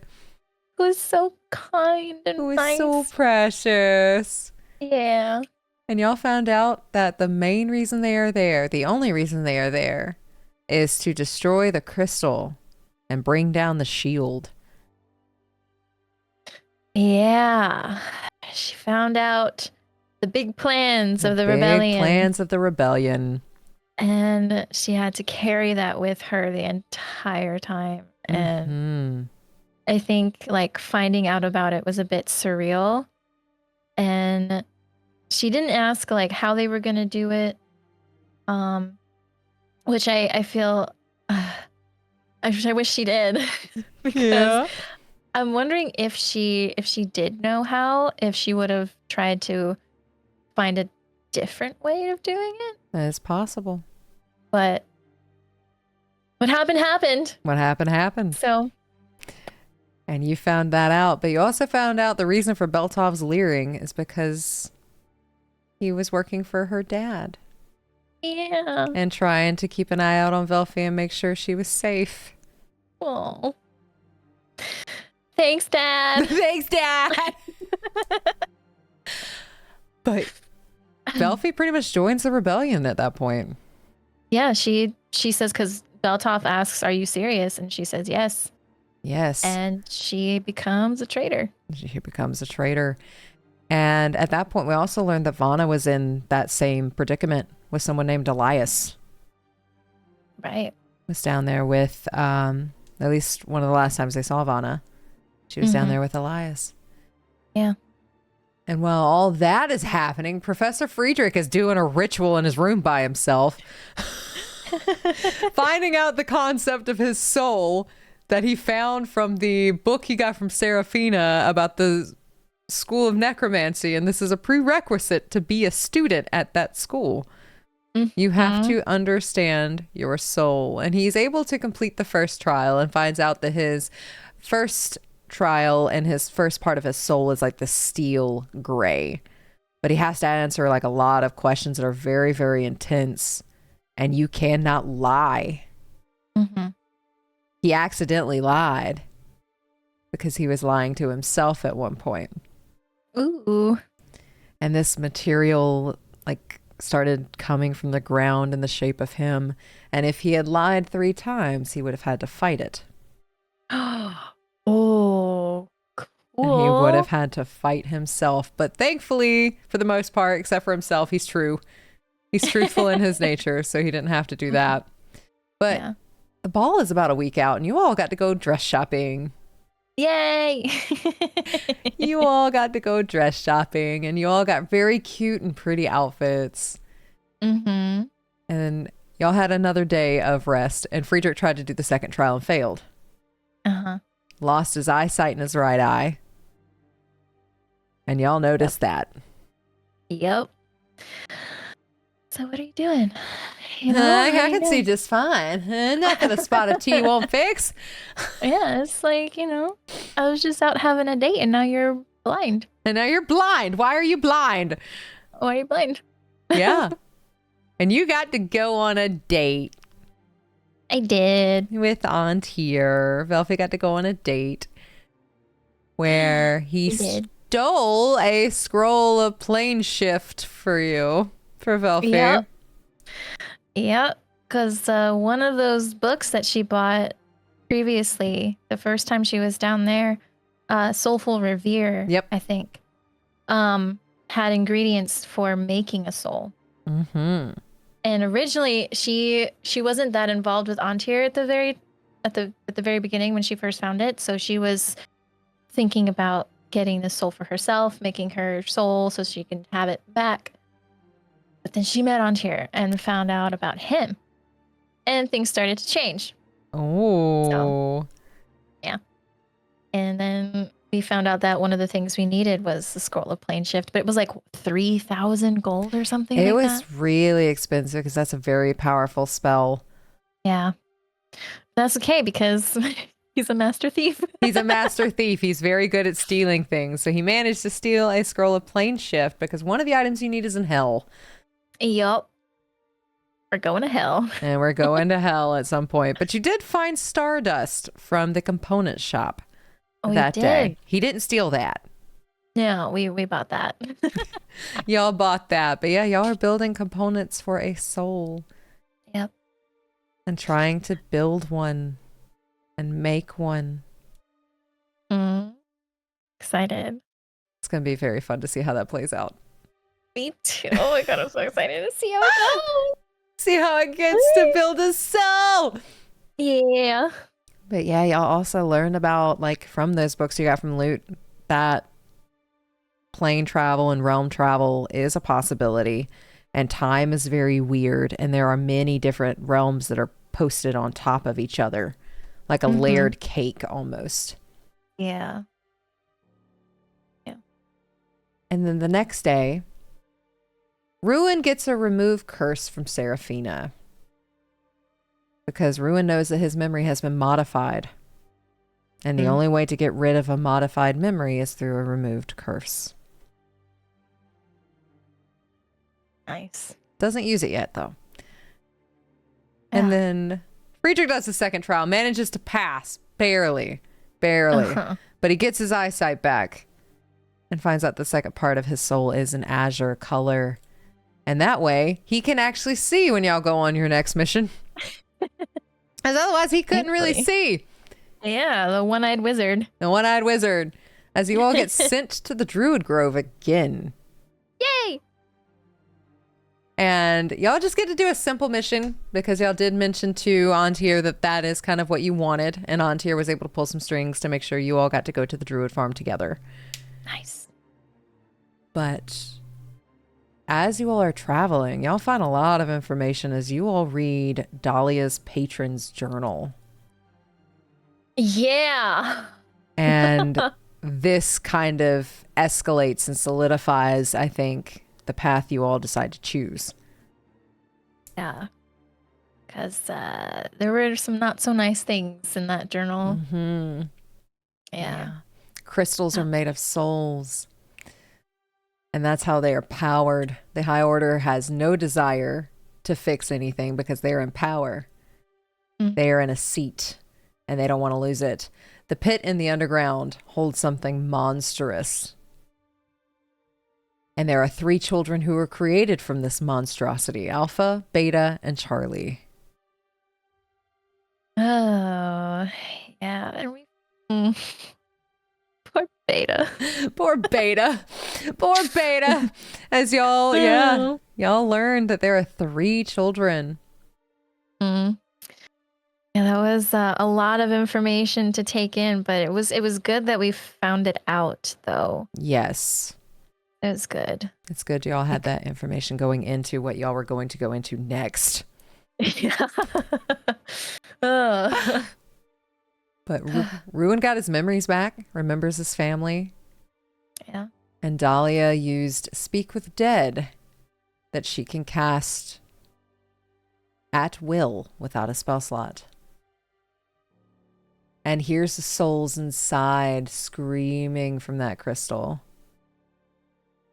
And y'all know that there actually are people trapped in there. Yeah. Which, the prequel, if you watch it, kind of shows how that happens a little bit. Yes. Yeah. Y'all get to see firsthand how it happens. Of course, our player characters right now don't know, but they may eventually. Well, I don't know. Y'all did some stuff that may never be able to happen again. Well, yeah, because they don't work anymore. Yeah. Y'all did something to where they don't work anymore. But you all, But jumping ahead really quick, CPR told us the story from Adrena's point of view. Yeah. Did she omit that? No, I think she would have told, like, Adrena's story in pretty heavy detail. So, I mean, we could know. We could know. They may know. We'll have to think on that one. But you all make it to the Druid Farm, and it looks so much nicer. It looked so much nicer than the first time you all got there. And y'all are able to enjoy your night as they have set up a place for you to stay, allowed you to stay if you would like to, instead of heading back that night. And you have drinks, you have some kind of plant. You learn about the tree in the center a little bit. Yeah. Velphie gets some wood from the tree. Yeah. And learns how to whittle during that trip. Learns how to whittle. Learns how to whittle. But all good things must come to an end as you all find that there are crystals protecting this place too. And someone Yeah. you know is in it. Yes. Ooh, that was I think that was a great connection though. Mm-hmm. You know, it was something that I think needed to happen, especially for Kara, Yes. because yeah, we found out Vana was inside it. Vana had been inside it for a while. But y'all found out where Vana was, and y'all have confirmed that Vana is dead. Yeah. Oh, and then Kara got really angry. Mm-hmm. And changed her path a little bit. Yeah. As Kara and Golmak found out, and their paths have been altered from that information. As you all wake up the next morning and Kara leaves. She left. She left to make a difference. Oh. Interesting. Interesting. Eyeballs. Eyeballs. Interesting. And you all tell Golmak, and it just angers him so much that when you all leave, he summons this kelpie-like creature from the water, that shadow you saw in session, like, I think it was 8 or 9, maybe even earlier, that comes out of that water and destroys that bridge. Yeah, kind of solidifying what he is going to do. Solidified his side. Yeah.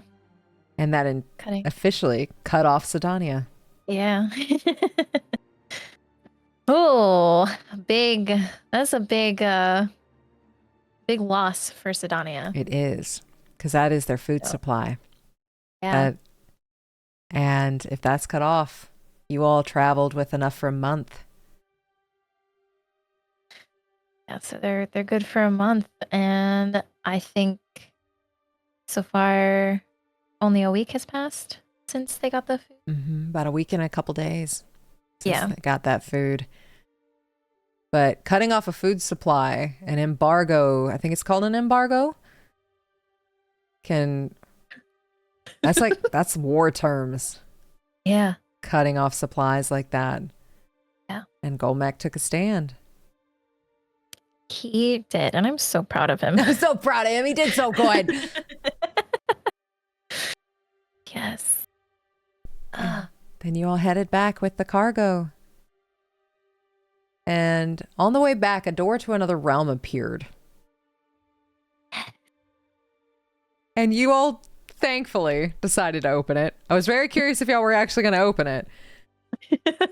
There was a lot of checking the door, the backside. Yes. And then I don't remember who opened it. I know Velphie was just like, can we just open it, please?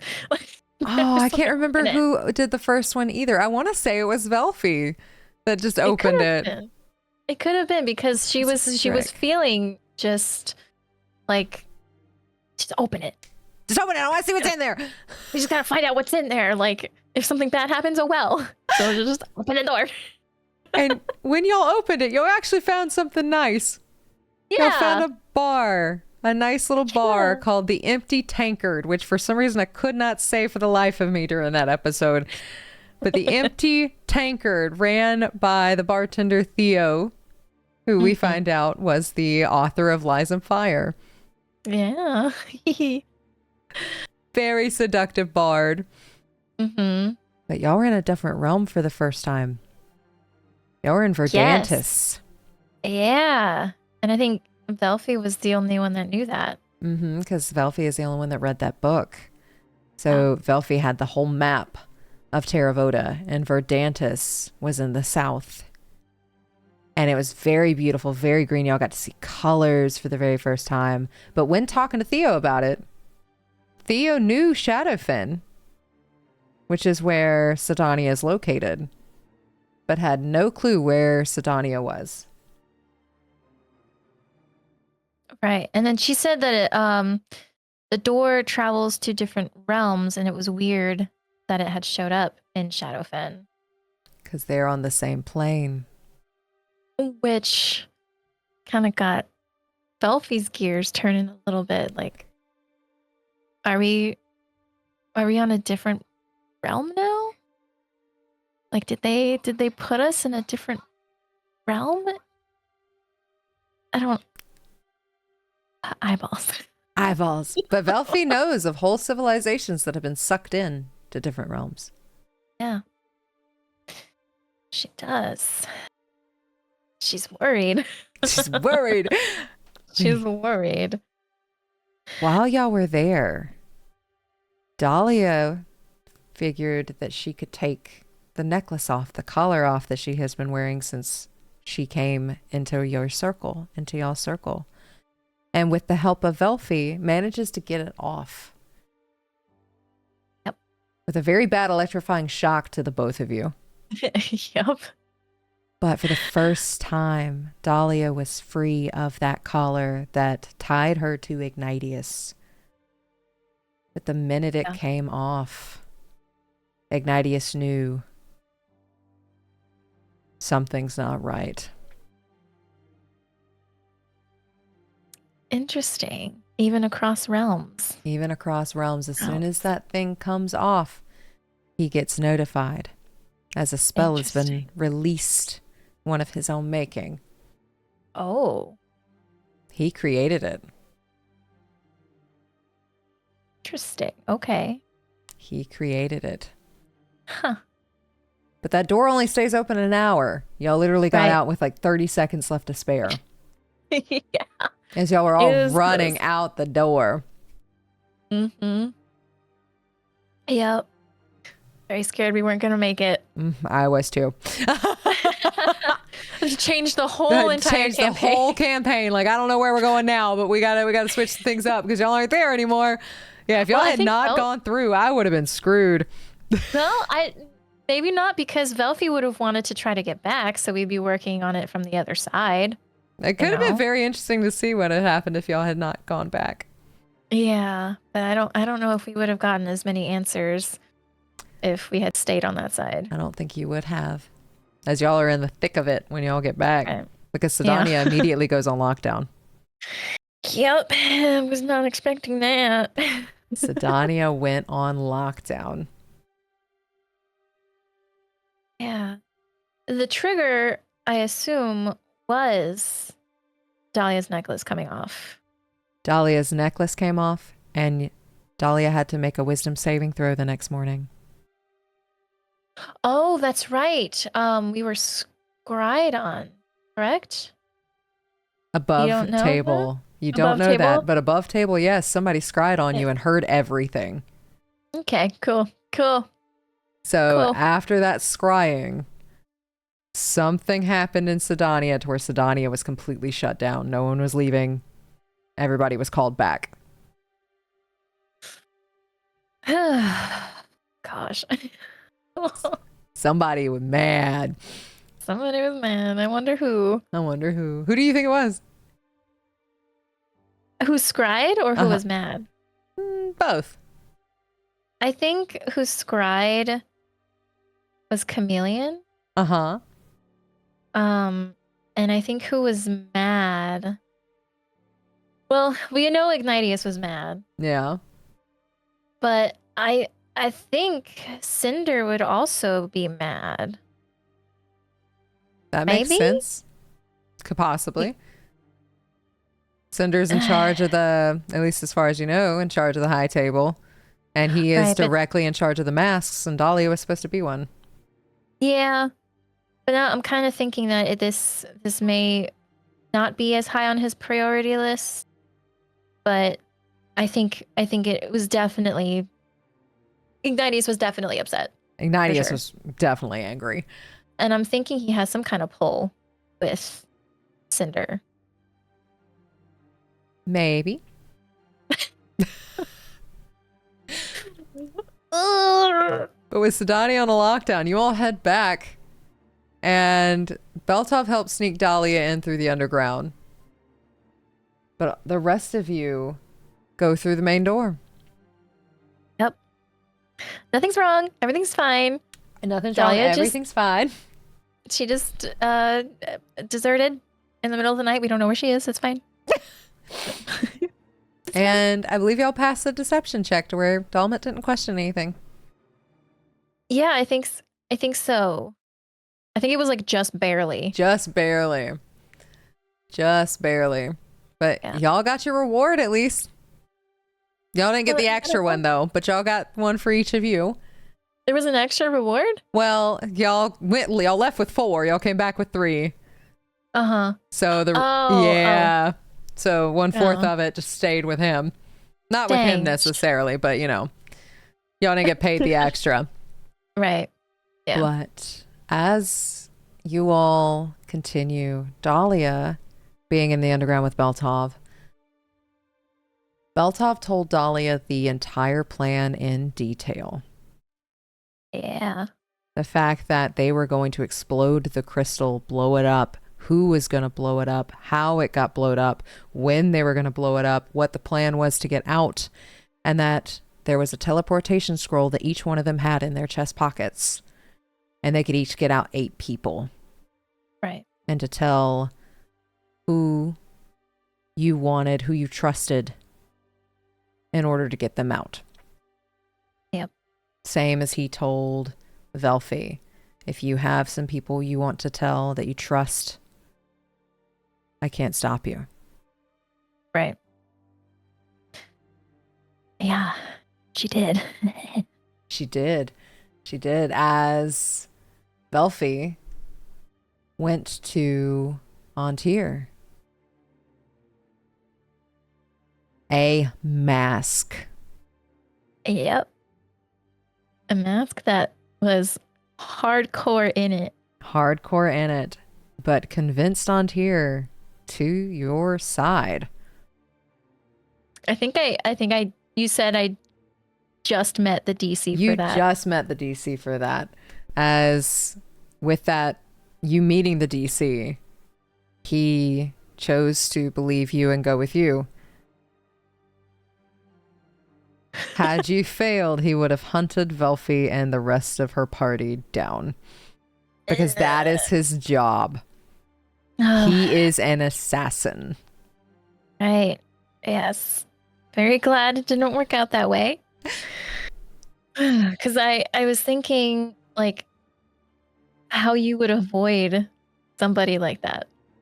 You know, like someone who is literally trained to find people. And has the kind of magic to change how he looks, how he talks. Master deceiver. I didn't know he had that. He is a master, like a very good manipulator. Huh. Interesting. He is their top assassin for a reason.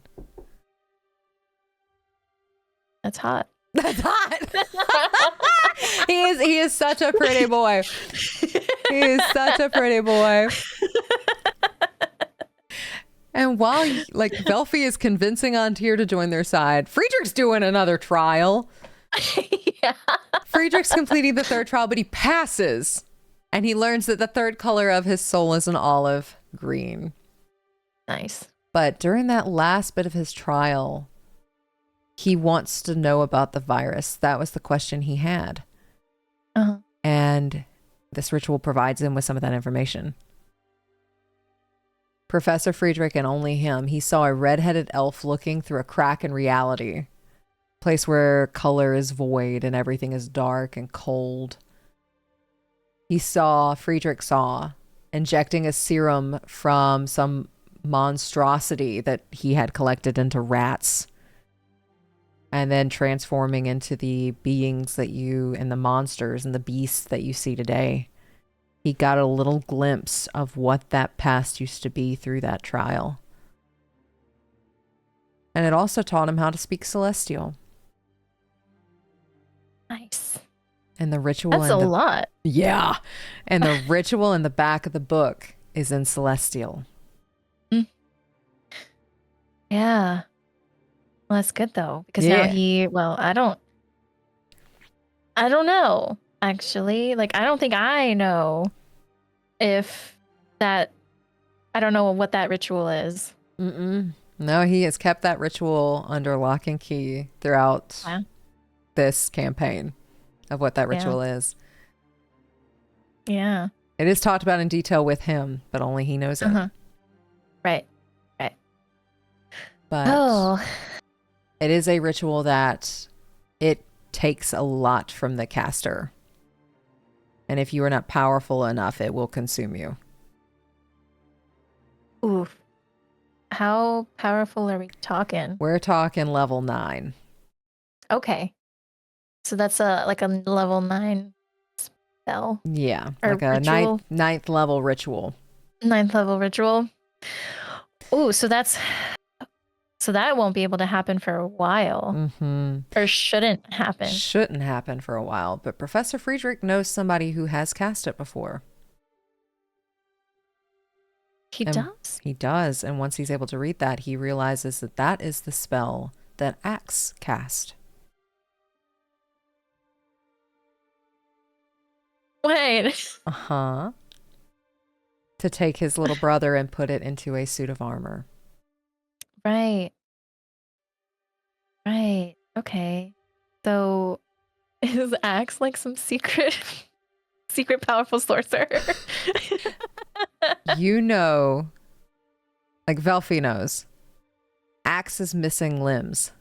Right. Yeah. And the spell takes and takes and takes. Right. I remember that now. And that was the price he paid. Yes. And Professor Friedrich knows that he had help in that ritual from something. Doesn't know what it is, but he had help. And that is the ritual that, at least it sounds like the ritual that Axe cast. Yeah. And Professor Friedrich can read the whole thing. I'm excited to see that. I am too. I'm excited to see where that goes. I'm so excited. But as Professor Friedrich does learn that, he also teaches the kids the first ritual in the book of how to understand your soul, because that is what they want to do. So he does go and teach the kids how to do that. And then that day, the day before, Ruin and Friedrich are led in on the plan. That is to blow up this crystal. Yeah. I felt bad that they didn't know sooner. But as Beltov had said, I think he said something similar to, so like, knowing this information will make you a traitor. And she didn't want anyone else to be in a position where they would know and they would get in trouble because she told them. Yes. So she was doing it for their protection, but she still needed them to know. So last second, hey, this is what's going on. We're going to blow something up. You want to come with? Yeah. Do you want to survive? Like, you want to leave with us? Or? Yes. We're going to go and blow up the crystal. Yeah. And they found out that information and also found out that they could bring people along. And while Velphie and Ruin at least were talking, Beltov's name came up. Yeah. And the idea of a Beloff sprouted from that. And little old Selin thought that there was going to be a Beloff where she had to bring a bell and ring it. Oh, poor Selin. Oh, no. As no one told Selin the plan. No one told Selin. No one told Selin the plan. Oh, gosh. That was so silly. She brought a bell. She did. She brought a bell. And you know, she won because she's the only one that brought a bell. She did win. She did win by what's the word? By oh, what? There's a word for it. Like you win by just being there. Yes. I keep thinking like omission, but I kept thinking that too, and I'm like, that's not it. But she won. She won the bell off. Yeah, very easily. Very easily. But the night before, Beltov and Dahlia also go to where that pit is in the underground. Mm. And there were voices coming out of it. Yeah. And Dahlia tried to animate it and realized something down there has already been animated. Mm-hmm. Y'all never looked more into that. I have an idea. Yeah. Like, because I think in the journal it said that a monster in the pit was pieces, like multiple order members. And I think that whoever was strong enough to cast this massive animate dead cast it on that mass of order members, this conglomerate of order members that formed this giant monster in the pit. So it was already animated because it was full of dead. Maybe. Maybe. Maybe eyeballs. Eyeballs? But yeah, y'all never went further down that pathway, and y'all didn't learn what was down in that pit. May still be there, but you don't know. The vampire. Going back to the vampire that walked down the wall. Mm-hmm. So would the vampire know? Or did he like ever go down that far? I don't know. maybe they're working together. Who knows? Of course. Maybe they're working together. Maybe. But after that, we finally get to the last bit of Act 1. The final act of Act 1. Yes. Where all decisions that you all have chosen led to this. Joining the rebellion, knowing about the plan and keeping the plan, choosing who you chose to go with you, who you decided to omit information from, all led to this. As you all get ready for the ball and look really beautiful in all of your outfits and actually get to experience what a ball would be like in normal circumstances for maybe the first hour. Maybe for the first hour. Maybe. But this is when we find out Ignatius knows about the plan, because he comes up to Ruin and says, "Enjoy your Belloff." Right.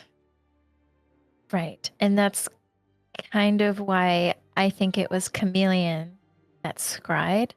Mm-hmm. Just because of her connection to Ignatius. Yes. That's what I think it was Chameleon. Velphie doesn't know that. Yeah. Right? She doesn't know that. Y'all don't know who did it, but it, like above table, Chameleon is Ignatius's daughter. Right. Yeah, I think we found that out somehow.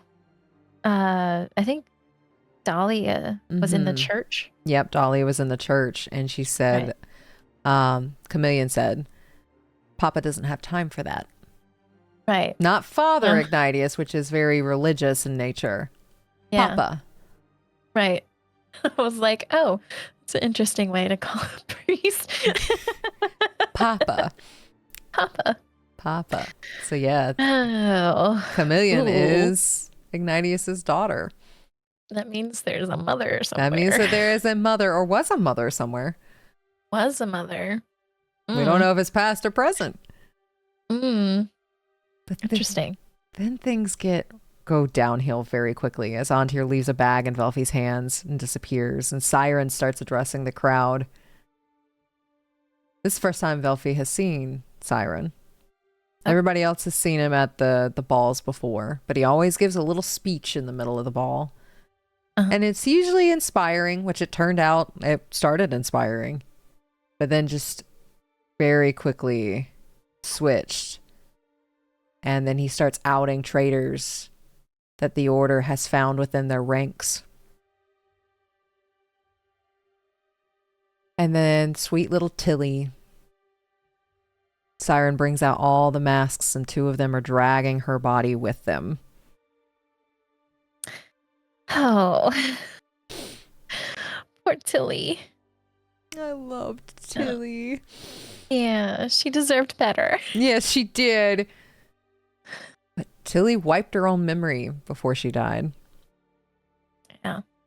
And it seems Good on her. like all of the people who were going into Sardonia have these little implants in the back of their teeth that if they bite down hard enough, it wipes everything that they know, leaving a shell of the person that was there. Right.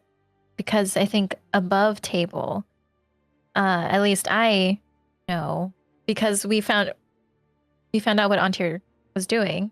Mm-hmm. And we found out that they were talking to dead traitors to figure out where they are, what they're doing, what's going on.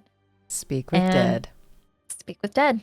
And in order to avoid that, I guess, they did the memory wipe. Yes. And we do know that remove curse does take that off. Can take away and modify memory, but I believe, or at least they do, if you're dead and you don't have a memory, they can't remove curse on a dead thing. Okay. Good. At least that is the consensus. But they slit Tilly's throat and then set her body on fire, and y'all lost a teleportation scroll, cutting your number from 16 to 8. Yeah. So, which luckily we didn't have more than that. I think we had 7. With your party, let's see. 6. Right. 6. But one of them didn't go. That would have been your 7th. Oh, okay. Yes. Y'all ended up teleporting with 6. Okay. Oh yeah, I forgot about Beltov. Yeah. The man who started the whole thing. Yeah. After they slit Tilly's throat, Siren stands behind Crow and breaks her neck. And we find out that is Beltov's mother. Yes. Biological, at least. Yes. It's very sad. So sad. So sad. And this happens with the span of like a few minutes. Yeah. And Siren is very inspirational and very charismatic. As he's talking to these other Order members, it appears to them that these traitors truly are bad. They're coming in, they're like ruining or trying to ruin the life we have set up here. Not that they're necessarily trying to free us, they are trying to hurt us. Yeah. And he has convinced the people in the room of that. Mm-hmm. Which I think was like a majority of the Reapers, right? Which was a majority of the Reapers, because this was a Reaper ball. Right.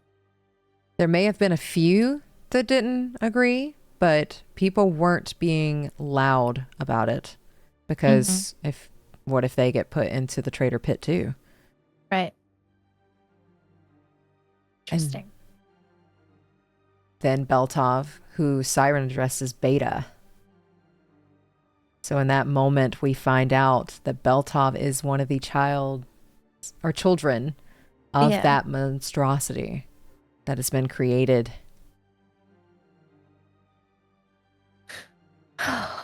And he says, look at what your precious order made. And you all see what Beltov truly is for the first time. Yeah. That was a wild sight. Like I don't know what I was expecting. Yeah. With him being a child of experiment child, because I didn't really know what it was they were trying to do. Mm-hmm. But I guess maybe they're trying to figure out a way to give power to people without having them turn into monsters. Possibly. But it seems like Beltov was a success because he has those powers and he's also able to retract them and be Beltov. And Beltov's only the second. You know there's a third. Right. Charlie. I feel like Charlie's going to be more intense. If that's what the second one is, what did they do with the third one? Right. Ooh. But then a whole fight ensues. And the crystal explodes. A screech comes from the west of town. The sphere starts collapsing and the earth splits in two.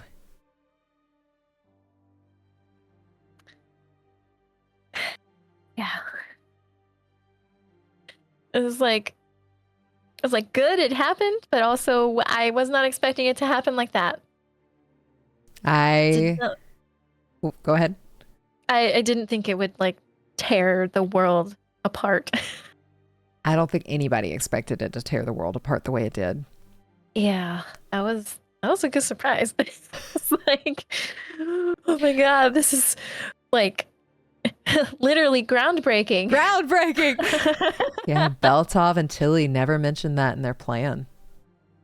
Yeah. That was a surprise for them too. Oh, okay. The ground wasn't supposed to split. They were just supposed to take down the sphere. That was the plan. Well, I guess actions have consequences. Actions have consequences always. And y'all fought really hard. Y'all fought masks for the first time. Yes. Oh my god. And I feel like it lasted a lot longer than it should have. Yeah. We stayed alive a lot longer than we should have. I'm very surprised y'all stay in that fight as long as you did. I thought y'all were going to book it out. Y'all were like, no, we're going to fight right now. Y'all did wonderful and y'all fought valiantly. But it's tried. It's like y'all are gonna make a stand here, but if y'all continue to make a stand here, you're gonna die. You're gonna die. It's the end of the campaign. Congratulations. Congratulations. This is where it ends. TPK. GG's. Oh man. Oh yeah. That's why, like I had said earlier, that Velphie was like in a panic, like, come to me so we can go. Yes. Like, we need to get out of here. We need to go. And Velphie manages to call almost all of everybody that you all let know into that area. But Professor Friedrich wasn't going to leave the mounts behind and ran out and went to get the horses because he wasn't going to leave them behind. No. And you all are able to get that teleportation after going down and being stabbed and like having multiple deaths, like death save fails.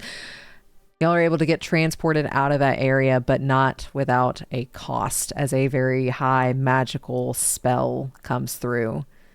And as Antir is casting that teleportation with Velphie down, Dahlia down, almost down at least, Ruin almost down, manages to get that spell off and then takes his body and covers both Velphie and Dahlia with it and takes the whole brunt of what that 9th level spell was.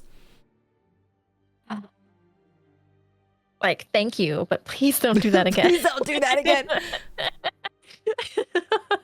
But y'all managed to get Antir, Beltov, and Kalandra out. Yes. So y'all managed to get 3 of the NPCs y'all cherish out. Yes. I mean, I feel like Velphie got everyone that she needed. So she got her boyfriend. She got her boyfriend's mom. She's good with the mom now, you know? Yeah, very good with the mom. And y'all are able to get those NPCs out, but the NPCs y'all did not tell, that you did not speak with, y'all don't know what's happening in that city now. Yeah. That's scary. Yeah. You don't know how they're gonna react once they find out who knew. And why they didn't tell you, or ask why they didn't tell you. Mm-hmm. Why there wasn't a warning. Yeah. Possibly turn against them. And if there was ever like a situation, turn them in. No. Or hunt you down. Or hunt us down. Or maybe they agree. And they're Let's hope it's that one. And trying to find a way out in order to tell you about it. But that is going to be a big part of Act 2.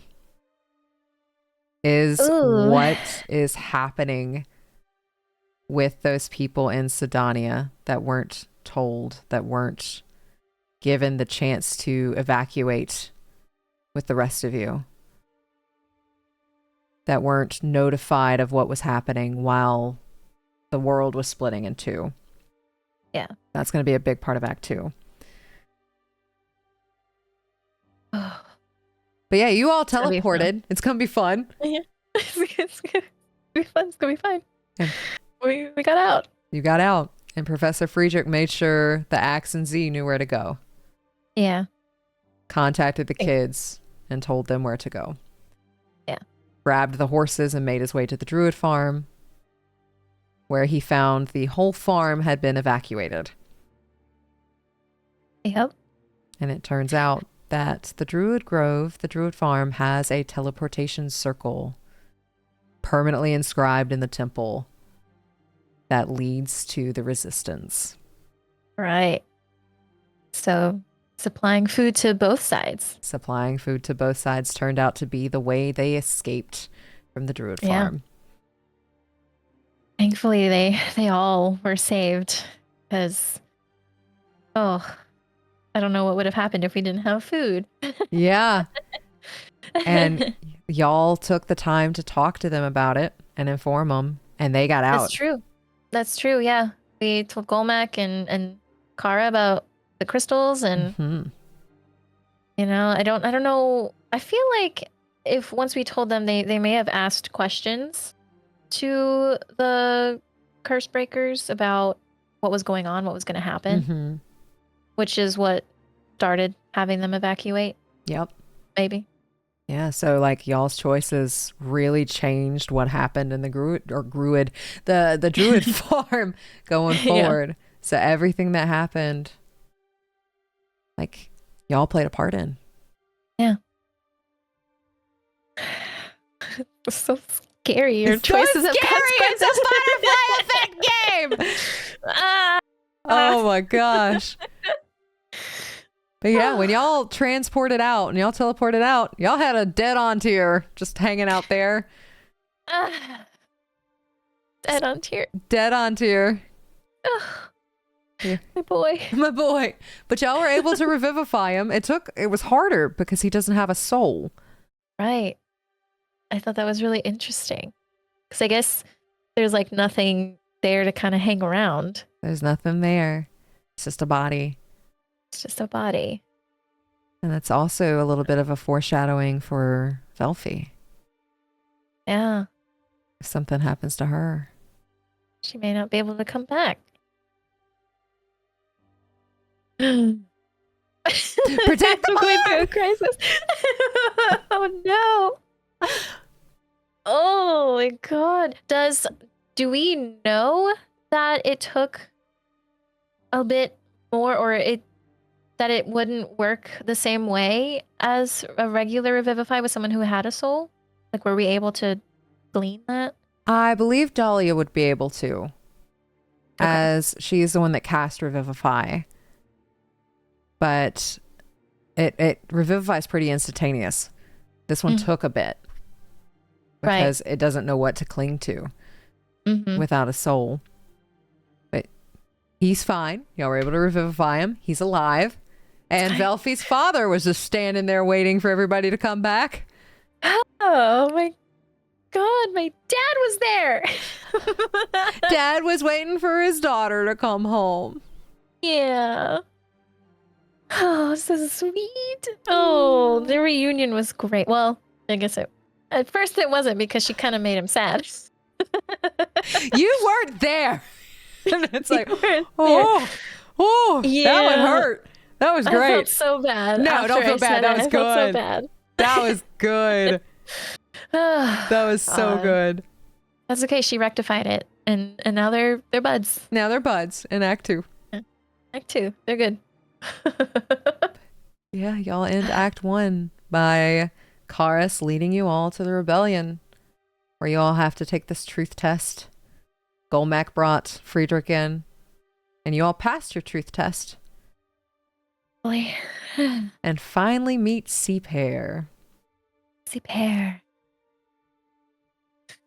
An ASMR woman who is very old. Yeah. I'm excited to get to know her more. Because I mean, she seems like a great lady so far. Well, she welcomed you to Limbo and brought you all in. Yeah. Filled us in what happened and told us the story of the Curse Breakers, which you can learn if you watch the Unmasked series. It's 3 episodes. Yeah, Act 1 was a bit of a roller coaster, I think. It was ups and downs, lefts and rights. There was a lot of nerves. Like, I think my biggest nerve was trying to tell Antir what was going on, and like just trying to like I wanted to tell everybody everything. Mm-hmm. But it was hard because should something happen, especially like with the ties that Ruin and Dahlia had to the masks, if they somehow went rummaging through their heads or asked them a question, casting zone of truth, who knows? Yeah. And they knew that information, who knows what could have happened? Who knows what could have happened? Yeah, that like a little snowball becomes an avalanche eventually as all these things start to add up and all of y'all's choices add up.